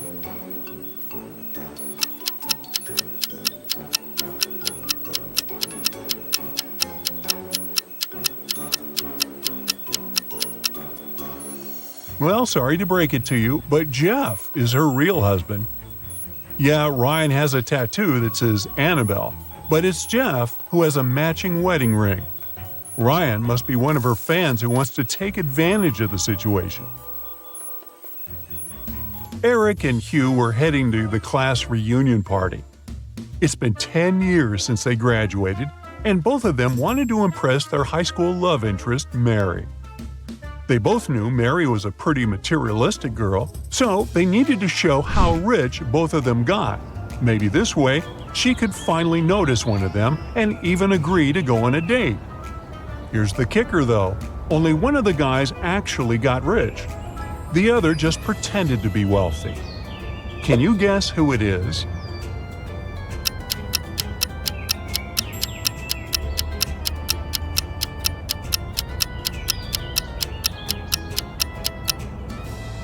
Easy peasy. Eric is rich and Hugh is brokey broke. Yeah, Hugh arrived at the party driving a posh car, and he's wearing designer jewelry head to toe. As for Eric, he had to use public transport to get to the party. But take a closer look at the car. There are bank loan documents piled up on the back seat. Hugh probably just rented the car for the day. Meanwhile, Eric's wearing some luxury items. He probably just didn't want to waste time in traffic. Jason is a shop assistant in a department store. At the moment, there are 3 people in the fitting room who he's assisting. It's Jessica, the girl wearing a green dress, Sean, the man wearing a leather jacket and skinny jeans, and Alex, the man who's currently taking a larger pair of jeans that Jason has bought him. One of the clients is an alien. Jason has to figure out who it is.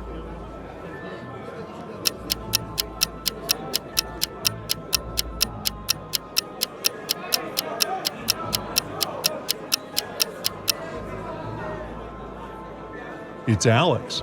Take a closer look at his feet. Only a reptile or an alien can have such feet.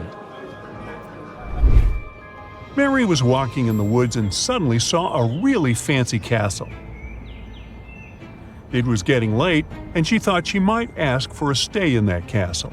It was a wicked troll's castle, and he really didn't like intruders. Mary was captured and locked up in a dark room with 2 guards. Still, the troll gave her a chance to break free. There were 2 doors in the room. One door led to freedom, and the other one was locked. The guards knew which door led to freedom. One of the guards always told the truth, the other always lied, and Mary didn't know who was who. She could ask one guard only one question. What question should she ask?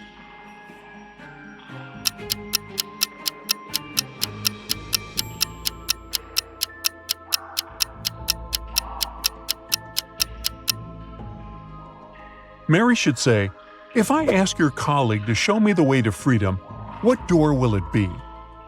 No matter which guard replies, they will point at the locked door. The one that lies will point at the wrong door on purpose, and the one that tells the truth will do it since that's what the other one who lies would choose.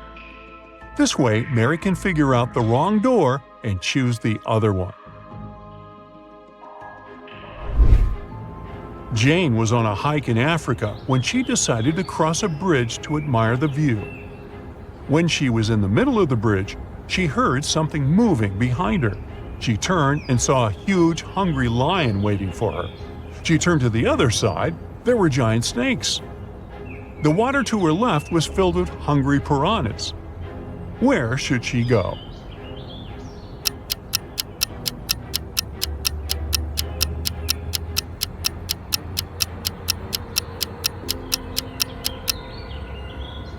She should jump into the lake. Piranhas don't live in lakes, especially in Africa. They live in South America. Look closer. Those are just some harmless fish. A man wakes up in a place he's never been to before. He rushes to the exit and sees 2 doors. When he opens the first door, he sees that the hall is made of magnifying glass. The scorching hot sun fries anyone who enters in no time. Behind the second door, a huge fire-breathing dragon is sleeping. But anyone who enters this hall risks waking it up immediately. How can the man escape safely?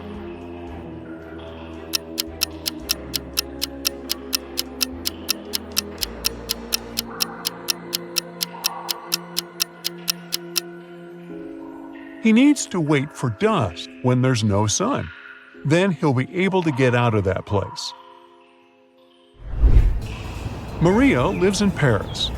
Once in 2 weeks, she goes to Saint-Tropez to see her extravagant grandmother.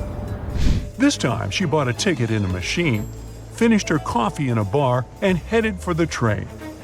Strangely, this weekend, she didn't show up in Saint-Tropez. Why?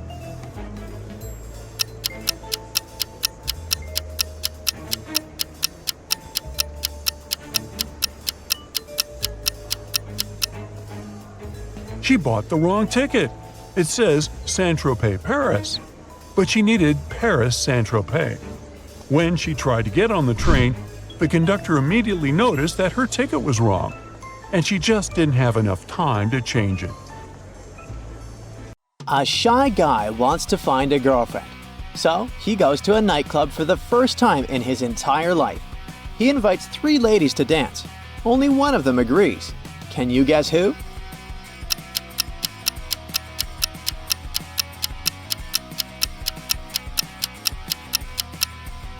Take a closer look at the second lady. She's just a statue and a part of the club decor. The third lady's outfit has a logo identical to the club's logo. She works here, and thus she can't dance with her clients. Therefore, it was the first lady who said yes. The shy guy asks the first lady's name. She replies with the following rebus. Can you figure out her name?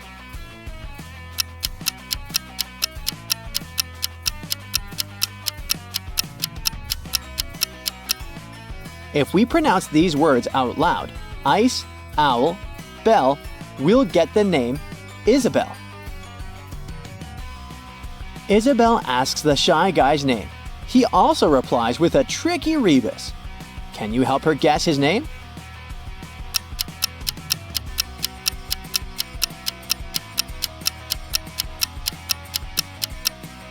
C, bus, T, ant. Nice to meet you, Sebastian. After dancing, Isabel leaves for the bathroom. Meanwhile, Sebastian buys 2 glasses of cherry punch for Isabel and himself. Suddenly, his phone rings. Sebastian puts the glasses on the table for a moment to answer. Then he turns to the punch again and finds out that someone drank them. Sebastian questions 3 people nearby. Bella claims that she's allergic to all sorts of berries. Nora says that stealing is against her principles. And Molly is a millionaire, so she can afford to buy her own drinks. Who's lying?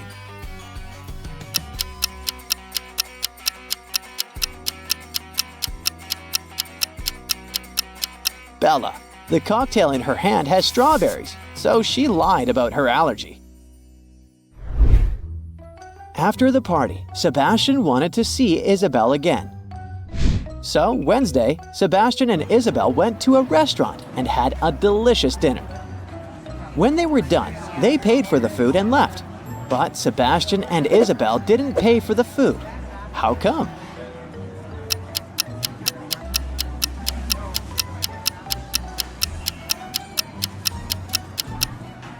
It was Wednesday who paid for everyone. Yep, it's the name of the third person in the group, not the day. After dinner, Wednesday and her friends go to the local amusement park. Soon they come across these 4 guys. Wednesday went on a date with one of them yesterday. Can you guess who?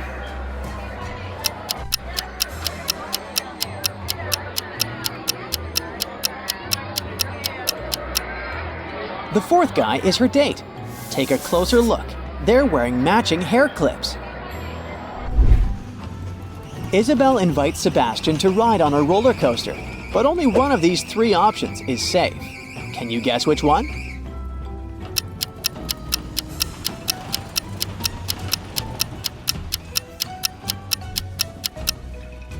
They should choose option C. It's the only route leading to the finish line. After that, Sebastian and Isabel decide to ride the Tunnel of Love. Everything goes well, but after the ride, Isabel finds out that her phone is missing. She questions 3 people nearby. Stacy says she cried hysterically the entire trip because it reminded her of her ex-boyfriend. Bobby says that he was hugging his girlfriend Rachel all the time, and Rachel says that she was streaming stories for her followers. Who's lying?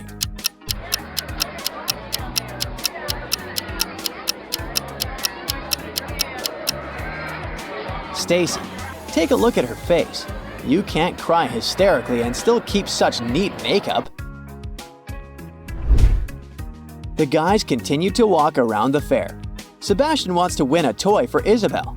Can you help him sort the odd emoji out?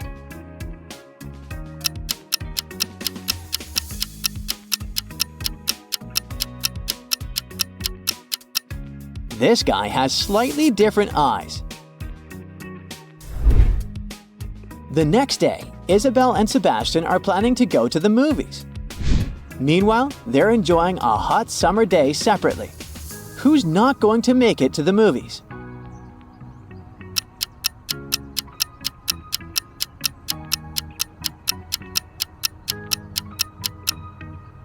Sebastian is wearing a hat, so he's relatively safe. But Isabel is planning to cook the meat that's been standing in the sun. By the evening, she'll probably get food poisoning. Isabel gets sick and cancels the date. Sebastian decides to have dinner with his best friend Kyle, who has just broken up with his girlfriend. Take a look at these three ladies. Can you find Kyle's ex?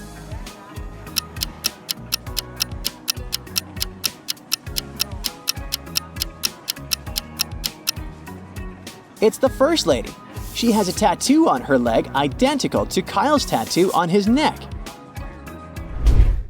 Sebastian and Kyle throw a party. There are 5 guys in the room. Sebastian is drawing. Paul is reading. Kyle is playing hide and seek, and Oliver is checking out a new video game. What's Tom doing?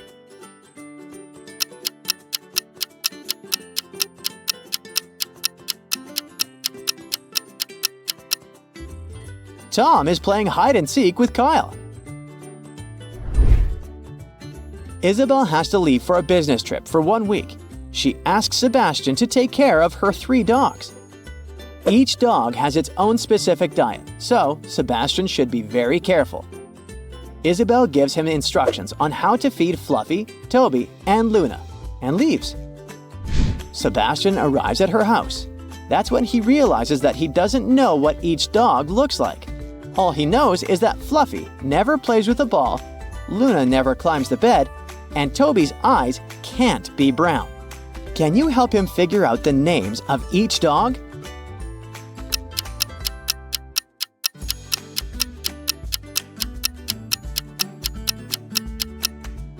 This dog is playing with a ball, so it must be Luna or Toby. But since its eyes are not brown, it must be Toby. Therefore, the dog on the bed is Fluffy, and this one is Luna. Sebastian's boss, Mr. Green, was found unconscious in his new house at noon. The detective starts an investigation. It turns out that Mr. Green was searching for new staff to take care of his mansion. They arrived at his land earlier that day. They had to complete their test tasks and leave the property without even entering the house or meeting Mr. Green in person. The handyman changed the bulb in the garden lantern and left. The gardener says that Mr. Green asked her to plant some roses, and the cleaning lady's task was to clean the porch, which she did and went home. After hearing their stories, the detective arrests one of them. Can you guess who and why?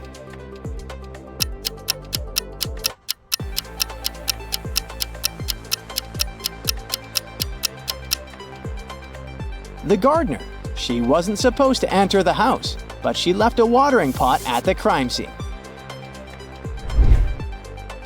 The next week, Isabel throws a surprise party for Sebastian's birthday. Can you find all 4 emojis in this room?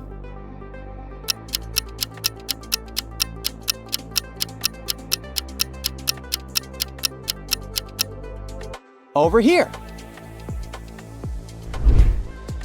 Kyle shows up at Sebastian's party with a curious gift.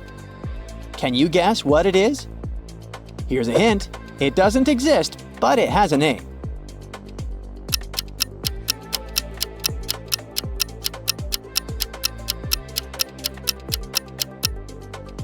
The correct answer is nothing. Shame on you, Kyle. Sebastian is urgently called to his workplace. 3 of his colleagues went on sick leave that same day.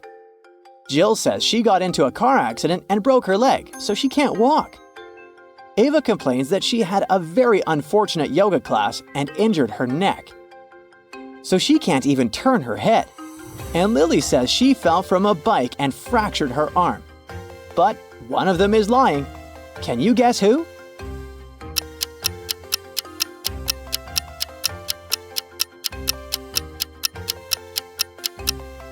It's Jill. If she can't walk, why does she even have a crutch to hold her up? After work, Isabel invites Sebastian to her favorite pizza place. There are 4 emojis hidden in this location. Can you spot them?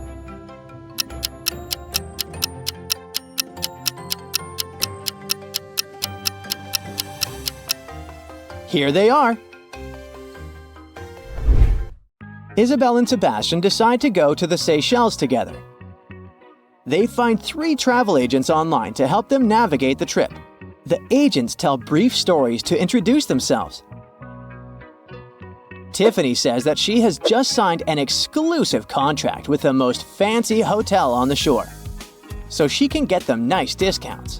Diego knows a chain of local cozy hotels, and he's eager to give a tour around the area for a reasonable price. Meanwhile, Bill offers the guys to rent an apartment at the local fancy condo just next to the beach. One of them is a scammer. Can you guess who?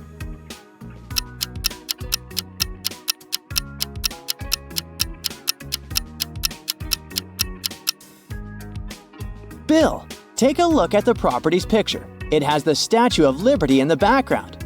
Therefore, this apartment cannot be located in the Seychelles. Isabel and Sebastian arrive at their hotel and rush to the swimming pool. They jump, play, and have a lot of fun. But after swimming, Isabel realizes that her expensive sunglasses are missing. She questions people nearby. Sebastian says that he wasn't paying attention to her accessories. Cherry says that she had also lost her favorite shades last week. And Nick invites Isabel to complain to the hotel staff. Who stole her sunglasses?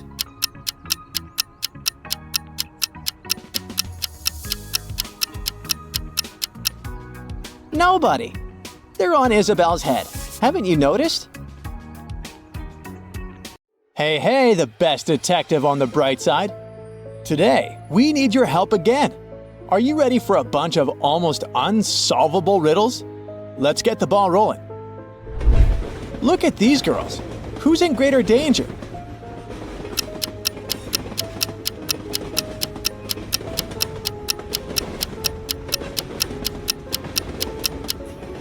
The girl on the right.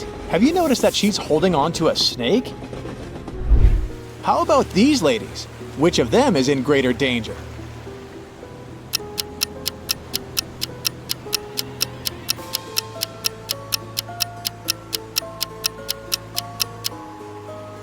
The one on the left.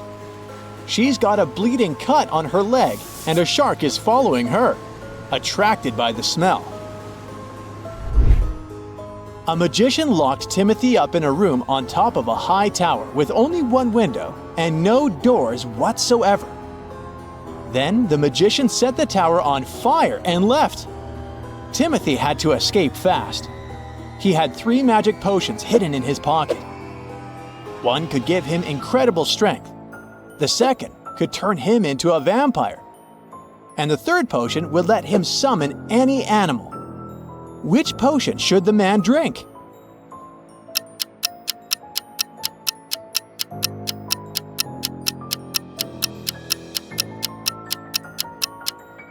Incredible strength won't save him in this dramatic situation. No animal will be able to help him escape. His only chance to survive is to become a vampire, turn into a bat, and fly away. Look at these people. They seem to be in grave danger, but one of them can actually escape pretty easily. Can you figure out who it is?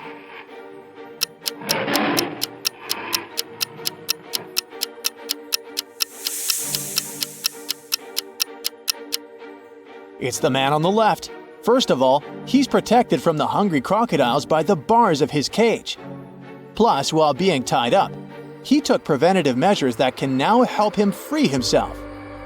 Look, when he was being tied, he spread his elbows, creating some slack in the ropes. It'll help him free himself easily. You're lost in the jungle.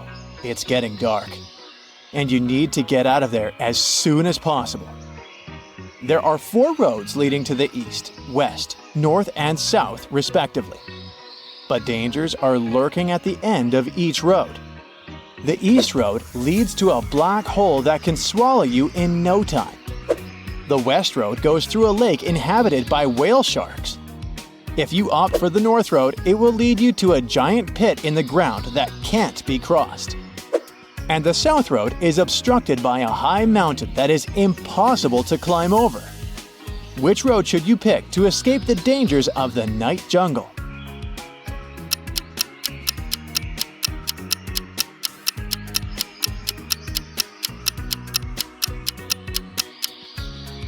Whale sharks are totally harmless to humans, so your safest option is crossing the lake. If you can swim, that is. On a nice summer morning, a traveler was walking through the jungle. Suddenly, she saw 3 paths in front of her.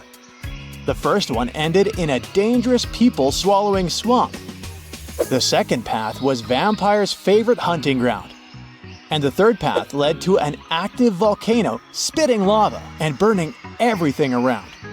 Which path should the traveler choose?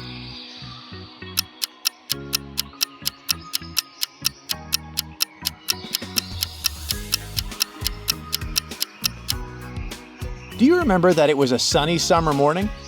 Vampires are afraid of sunlight. It's unlikely the traveler will meet them during the day, so she should opt for the second path. You're stuck on a deserted island. Suddenly, you see a ship. It's pretty far from the shore. What can you use to communicate with it? A smartphone, a box of matches, a megaphone, or a telescope?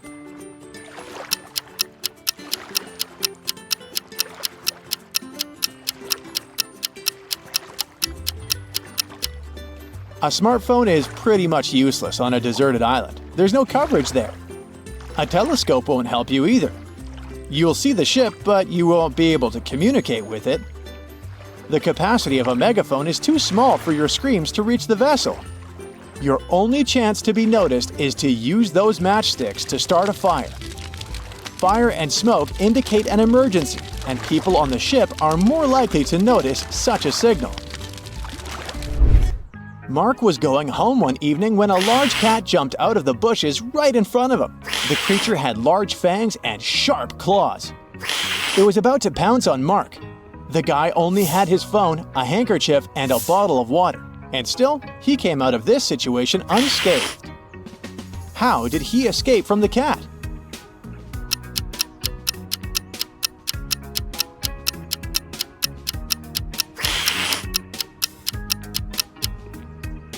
Cats aren't huge fans of water, so Mark just poured some water on the feline and it scared the animal away.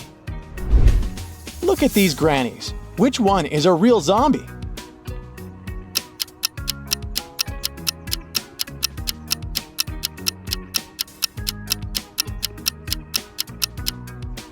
The one on the left, her eyes are eerily white, and she doesn't have ears.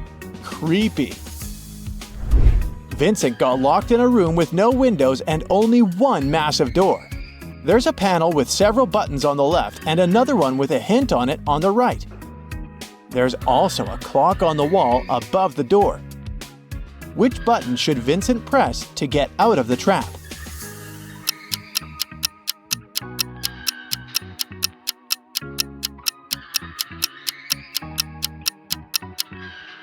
The green triangle. The numbers on the panel, 3, 6, and 9, represent hours. If you connect them on the clock face, you'll get a triangle. Detective Marcus and another passerby became witnesses of a car accident. A man hit by a van was lying on the ground unconscious. Marcus rushed to the nearest cafe to call an ambulance. When he got back, the passerby told him the man had turned onto his back but hadn't come to his senses. After looking at the scene for a couple of seconds, the detective told the passerby to return everything he had taken from the injured man. Why did he say so?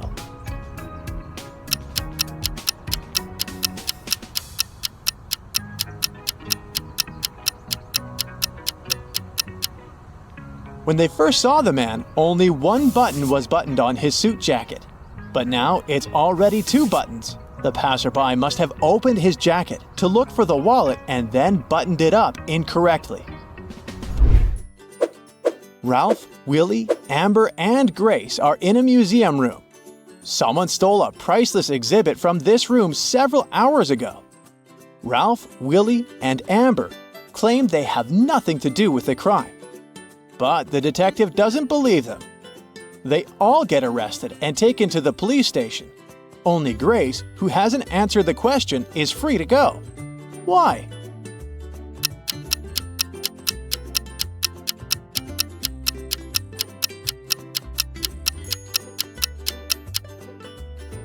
Grace is the detective. Look at this picture and try to figure out who is an alien in disguise.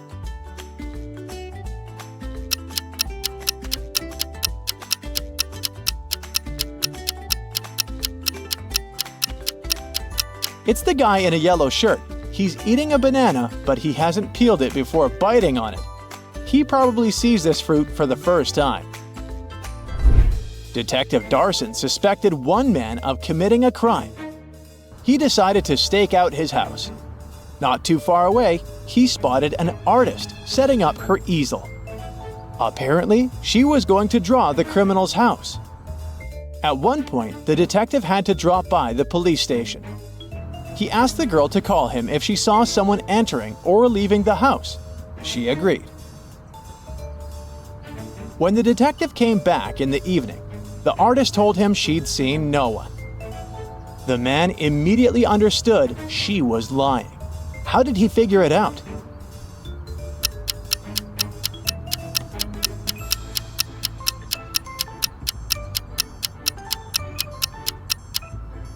When he was leaving, all the windows in the house were closed, but in the picture the girl drew, the windows are open. It means someone was inside while Mark was away. One wealthy businessman was famous for always wearing a black hat. But one day, he came to his office with a bunch of fruit on his head. His employees were shocked, but they didn't dare to question the man. The situation repeated the next day. On the third day, the businessman's secretary plucked up all his courage and asked what was going on. The man answered that he'd lost a bet. He hadn't fulfilled it yet, but he was going to do it that day. Then he told his secretary not to order lunch for him. What did the businessman have to do to fulfill the bet?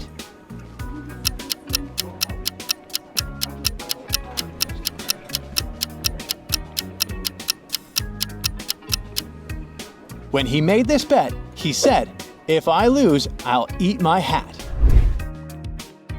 You've got a sack filled with coffee beans. You need to use this coffee to completely fill 2 other sacks of the same size. How can you do it?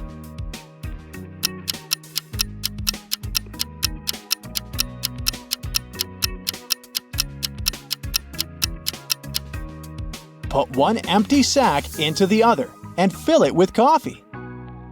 Inspector Lewis found the footage of a fancy dinner where a famous actress was almost poisoned. He analyzed the video and came to a quick conclusion of who was the culprit. Take a look at the image.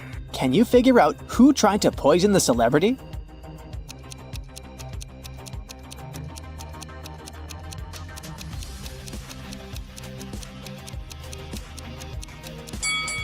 The picture clearly shows that the second lady was the culprit.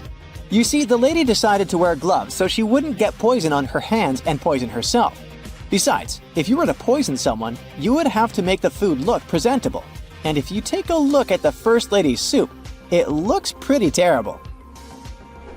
Alex needed to get across a park in the middle of the night. He walked fast, until out of nowhere a hooded man came up to him and knocked him out. The next day, Alex went to the closest police station to file a report. When he got there, the police were interrogating 3 suspects, Ben, Michael, and Bernie. The detective gave each of them a marker and asked them to write down their names.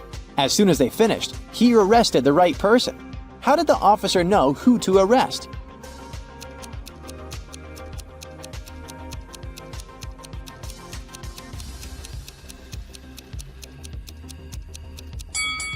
The test wasn't all that random after all. Alex was hit from the right side, so the police were trying to figure out who was left-handed. And among these 3 guys, the only left-handed one is Bernie. On a moonless night, Mary decides to watch a horror movie before going to bed. She passes out on her couch, and the next thing she knows, she wakes up in a haunted castle. She hears screeching sounds and screams all over the place. She walks carefully to the kitchen, where she finds 3 suspicious meals ready to be eaten. Take a look at the plates. Can you help Mary figure out which of these plates is poisoned?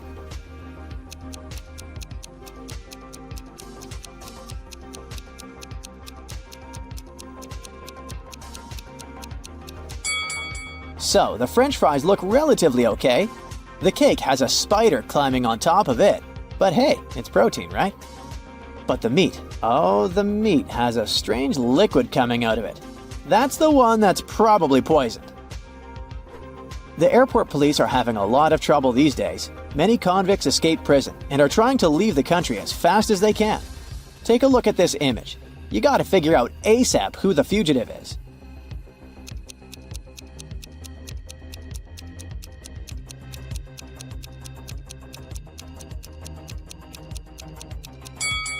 It's the lady on the right.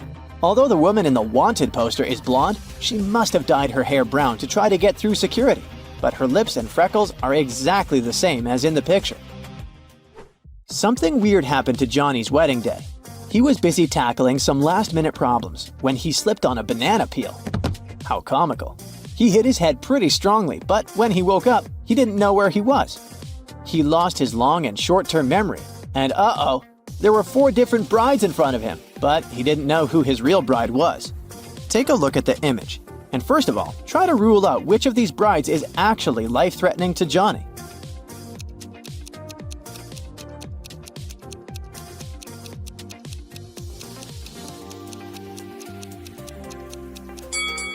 Did you see the hidden poison jar on that bride? The bride on the left is probably pretty dangerous. He should rule her out first. Jane and Brendan really didn't like each other. They were sharing a flat because they were short on money. What Brendan didn't know is that Jane had some evil plans. She planned on poisoning one of his meals, since she was the one that always prepared the food. One day, she cooked the same piece of meat for both of them. She cut it in half, ate her share, and gave him the other part. After he ate it, he started to feel really bad and was taken to the hospital. The question is, how did Jane manage to survive while Brendan got sick?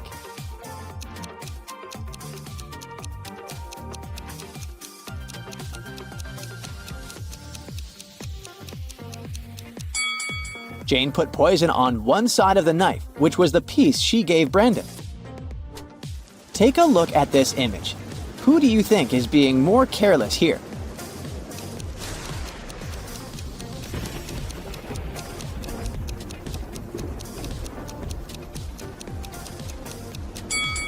It's the girl on the right. She's almost falling out of the boat. She should move to the middle and help balance the weight. And what about in this image? Who do you think is being irresponsible here?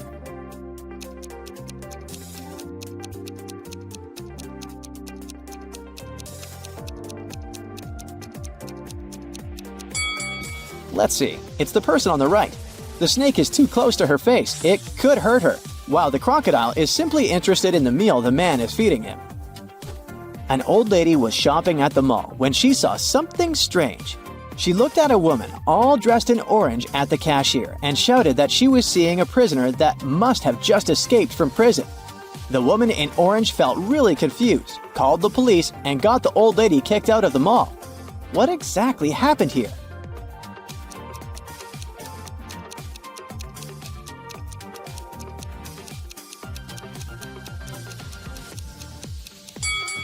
The woman was dressed in orange overalls. It was just a fashion trend, but the old lady mistook it for prison clothing. In a parallel reality where humans, witches, and all types of beings coexist, Jenny and Lawrence were playing hide and seek. They were inside a huge old mansion. Jenny spent hours looking for her friend until she stepped inside the study. There were footprints up until the middle of the room, and then they disappeared. The only window of the room was open. Take a look at the picture. Can you figure out what happened here?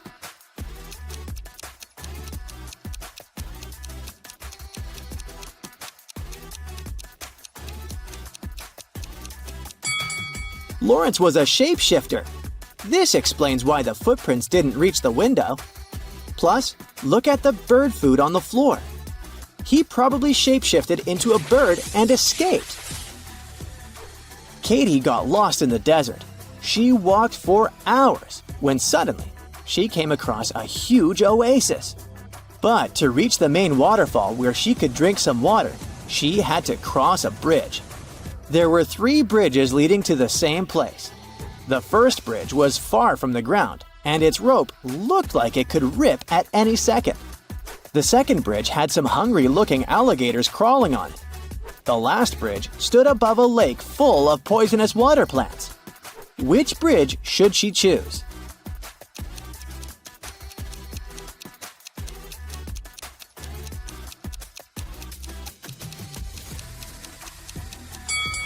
The last one. The bridge stands above a poisonous lake, but she won't touch the water when crossing it.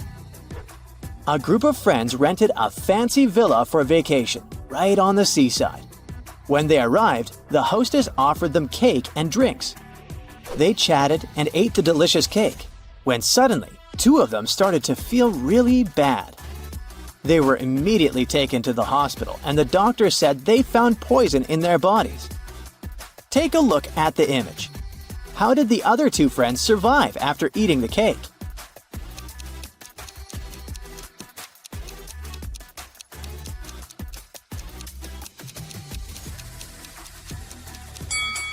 That's easy. The poison wasn't in the cake. The poison was on the drinks the hostess served them. If you look closely, the friends that felt sick drank what the hostess offered them, and the others didn't. Oh my! Mark, Bray, and Livia are doing terribly financially. So they walked into a local supermarket looking for the cheapest thing to buy. One of them was planning on stealing something. But hey, can you figure out who just stole something?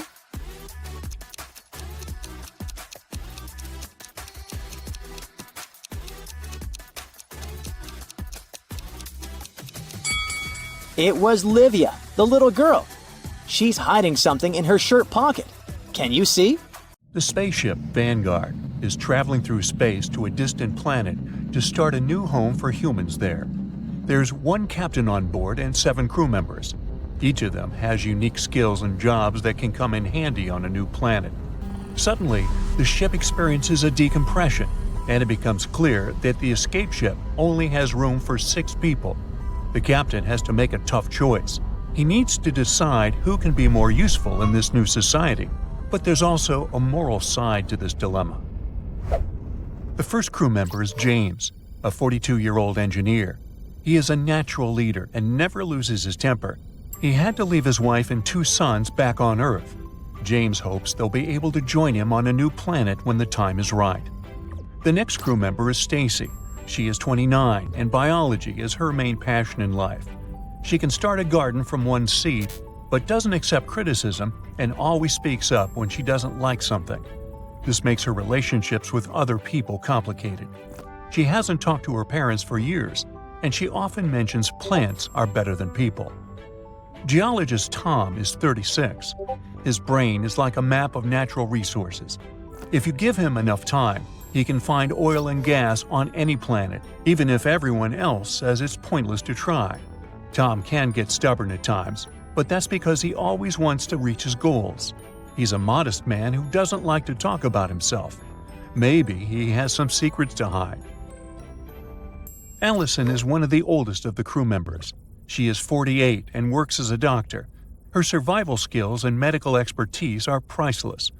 One of her best qualities is that she can handle any extreme situation perfectly fine. Yet she doesn't like the company of other people, and sometimes her comments reduce people to tears. Many years ago, she even lied to her sister to break her engagement. Next, we have a 25-year-old AI researcher, Matt. He believes the future belongs to technology, and since he's a master of tech, he'll rule the world. Matt loves intrigues and is very much into history. He's always the first to ignite conflicts and then watch them from a safe distance. It's impossible to make him say sorry or admit his fault. Helen is a 44-year-old psychologist. She always puts others first, and people often misuse it. She can heal souls. Isn't that important for stressful times of setting up a new society? Helen can't pass by a stray kitten or puppy in the street, and always donates to charity. One weird part is that she has no real friends among humans left on Earth, and sometimes she cries for hours for no reason. The final member of the crew is Richard. He is 23 years old and works as a sociologist. He is a perfectionist and likes to overanalyze things. At the same time, he has some unique charisma and can solve a conflict with a smile. He makes the best jokes and keeps the crew entertained on this long interstellar journey. There's just 1 hour left before complete decompression. The captain needs to decide whom to leave on the doomed spaceship and whom to take to the escape vessel. He decides to ask the crew which of them deserves to be left behind. James immediately calls Stacy's name. He says, "There's nothing a smart human can't master. As an engineer, I'm sure I can find a way to grow some plants with the right technology. Stacy thinks plants are better than people, so let her stay alone with the plants." Stacy hesitates, but finally says, "Richard is a nice guy, can always make a good joke, but is it really the most necessary skill on an uninhabited planet in space?" She also mentions that they should definitely take Helen with them, because she's the best person Stacy has ever met. Tom sounds like he's happy someone has to be left behind. He says, "Allison doesn't deserve to move on to a new planet. She's the oldest, and a robot trained by Matt can easily replace her as a doctor." Allison refused to name anyone. She suddenly gets emotional and says she'd rather stay behind herself because others deserve to live more than she does.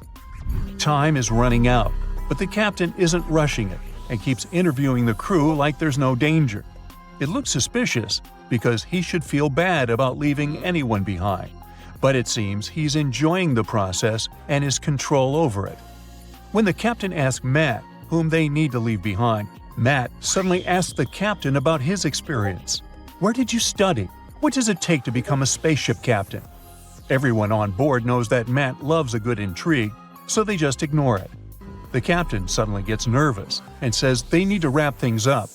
Matt starts typing something on his onboard computer. The captain asks Helen for her opinion, and she calls Stacy's name. Stacy looks completely shocked and says, "I thought Helen and I were best friends." Richard is the last one to speak. He volunteers to stay on the spaceship. "My contribution to starting a new life in space would be the smallest out of all the crew members. Please tell my family I love them a lot." It's a heartbreaking moment for the crew. Everyone approaches Richard to say their goodbyes and thank him. The only one not joining them is Matt. The captain rushes them and says that the choice is obvious. They can go without a sociologist. Plus, he volunteered anyway. Suddenly, Matt jumps up from his computer and asks everyone to move away from the captain. "Imposter! He's an imposter!" Matt had enough time to check everything the captain told him, and it was all lies. Then he found the photo of the captain who was supposed to go on that mission, and it was not the one standing in front of them. Now it seems like the choice is obvious. The crew knows nothing about the fake captain and why he decided to lie to them and put their lives at risk. The captain goes into defensive mode and says they all have some secrets. He yells, "James, who claims to be a loving husband, fell in love with Stacy and made a move on her. They had a short affair, but then she rejected him, and that's why he called her name when asked who to eliminate." The captain knows it because he overheard James threatening Stacy to do something terrible to her if she tells anyone. James then says, "Helen manipulated Stacy using her psychological skills. The psychologist made Stacy believe they were best friends, and in reality, she was just making use of her." Tom was involved with some illegal activities in the past, and many people lost their homes because of him. That's why he doesn't like to talk about his past. Tom says, when Allison broke her sister's engagement, she was actually engaged to Matt. Matt got on the spaceship, hoping to take revenge on her somehow. It looks like Richard is the only one without any secrets. The crew has seconds to make the choice. The captain explains, "I wanted to be on that mission in memory of my father, who was a spaceship captain. His mission failed on the way to another planet, and he didn't have a chance to evacuate. I might not have the right education to control a spaceship, but I know a lot about it from my father. He stole the real captain's ID to become part of the mission." The crew members vote and decide to leave the captain behind because he had lied to them and risked their lives for his ambitions. They can't trust him anymore, and trust is crucially important in such critical situations. Do you think they made the right decision? Let us know in the comments below. Bob went scuba diving for his birthday. He got to see the rich marine life of Florida's ocean, but when he was down there, he hit his head on a coral reef. Now, it turned out that Bob was fine, except for the fact that he had lost a bit of his short-term memory. When he arrived home, there were 3 beautiful women waiting for him. Hey, it was his birthday. They all claimed that they were his wife. Well, take a look at the image. Can you help Bob figure out who is really his wife?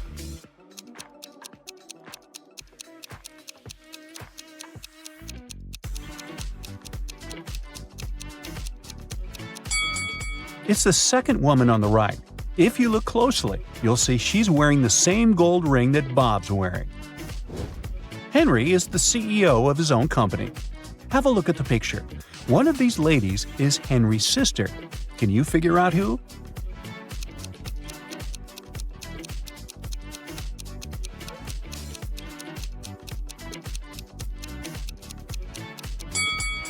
Although he's looking at the woman on the right, his sister is on the left. They both have the same birthmark on their necks. Good eye, if you caught that. There was a recent break-in at Mr. Frank's grocery store. Luckily, the security cameras captured everything. Mr. Frank called in Detective Harper to crack the case. Harper noticed one small but very important detail that solved the mystery. Take a peek at the images Detective Harper reviewed. Can you figure out who the thief is?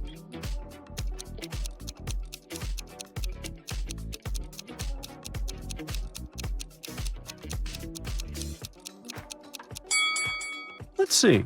That guy is just carrying around a baguette. The one near the fridge has normal groceries in her cart. And the last guy is holding a lettuce in his hands. But hey, take a look at the lettuce. It has such a weird shape.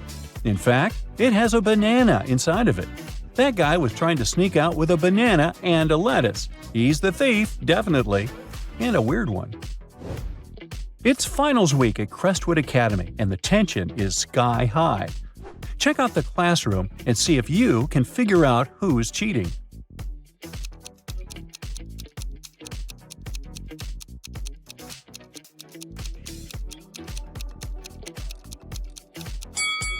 It's the student with the smartwatch. He's looking at his watch to get the answers to the exam. Mrs. Bells has 3 sons. She is the best cook in the family, and she loves to make her family amazing dinners. Her sons love her, but say she keeps giving the best food to her favorite son. Examine the image carefully.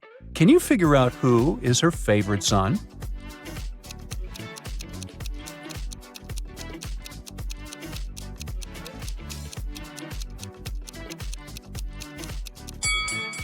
It's the one in the middle. While all the other boys have a food plate in front of them, the little guy in the middle is already eating dessert. She gave him the best first. Bibi, Jenna, Miriam, and Jackie were called to the CEO's office for a meeting. It started to rain just before the meeting, and one of the ladies got in at the last minute. Their shoes got wet, and they stained the boss's carpet. Take a look at the image. Can you figure out who stained his carpet?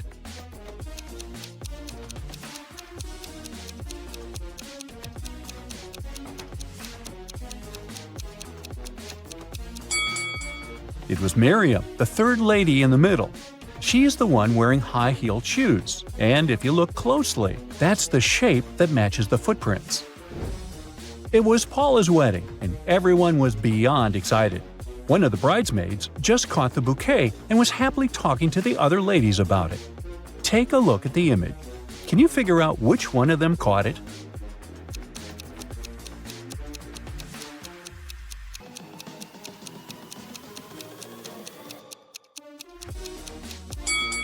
It's the lady on the left. If you notice, she's surrounded by bees, who were attracted by the flower's pollen. It was Ricky's birthday, and he invited his best friends to go camping with him. The weather was perfect, so they decided to get a group picture next to the lake. Take a look at the picture. Can you figure out which of these 2 people are a couple?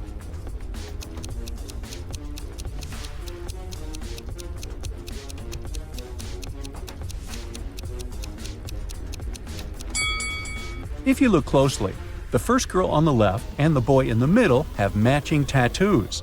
They have a cute little heart tattooed in different parts of their bodies. They're definitely a couple. Sarah is getting married, and she invited her bridesmaids for a dress fitting. One of the bridesmaids is pregnant, though. Can you figure out who?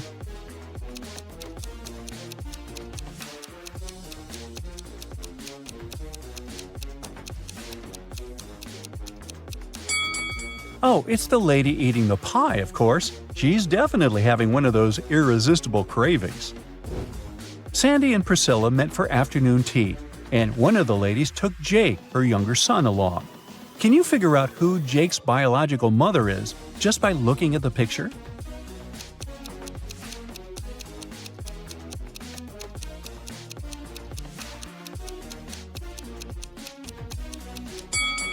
It's Sandy, the woman on the left. She's got the same hair color as Jake. Jenny's living large, and Lana's just scraping by. Take a look at the snapshot of both of them in their apartments. Can you tell who's who?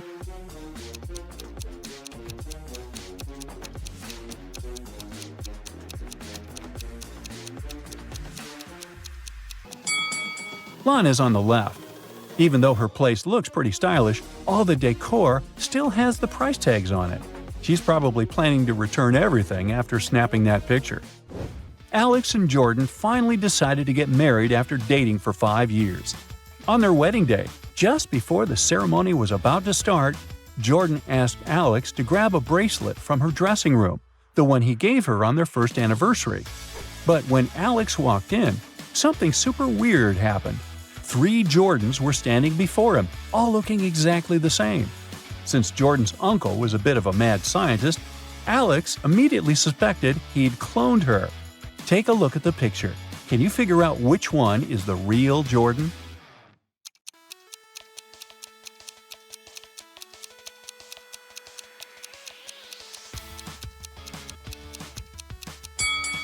It's the third one.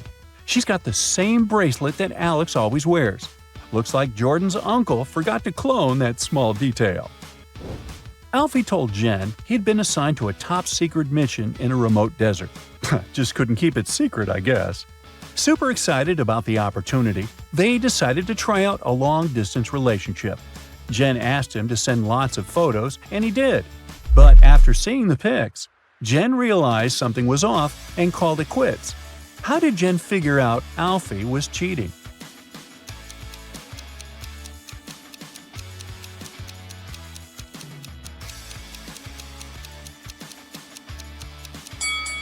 One of the last pics that Alfie sent had palm trees in the background, but there aren't any palm trees in the desert.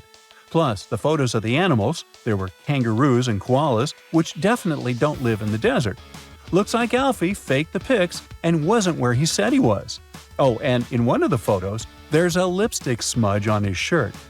Uh-oh. Ed's mom was responsible for overseeing the catering of his wedding.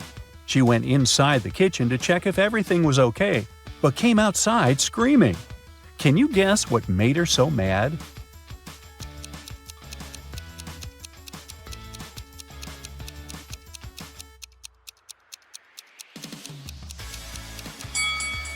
Look at the top of the cake.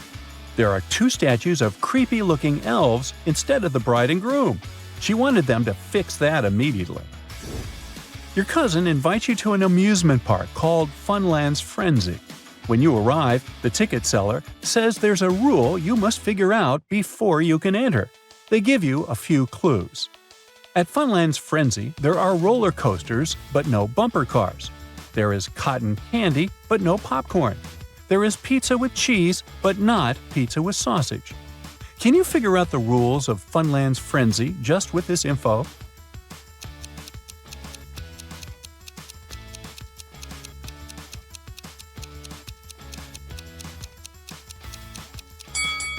The rule is that only things with double consonants are allowed.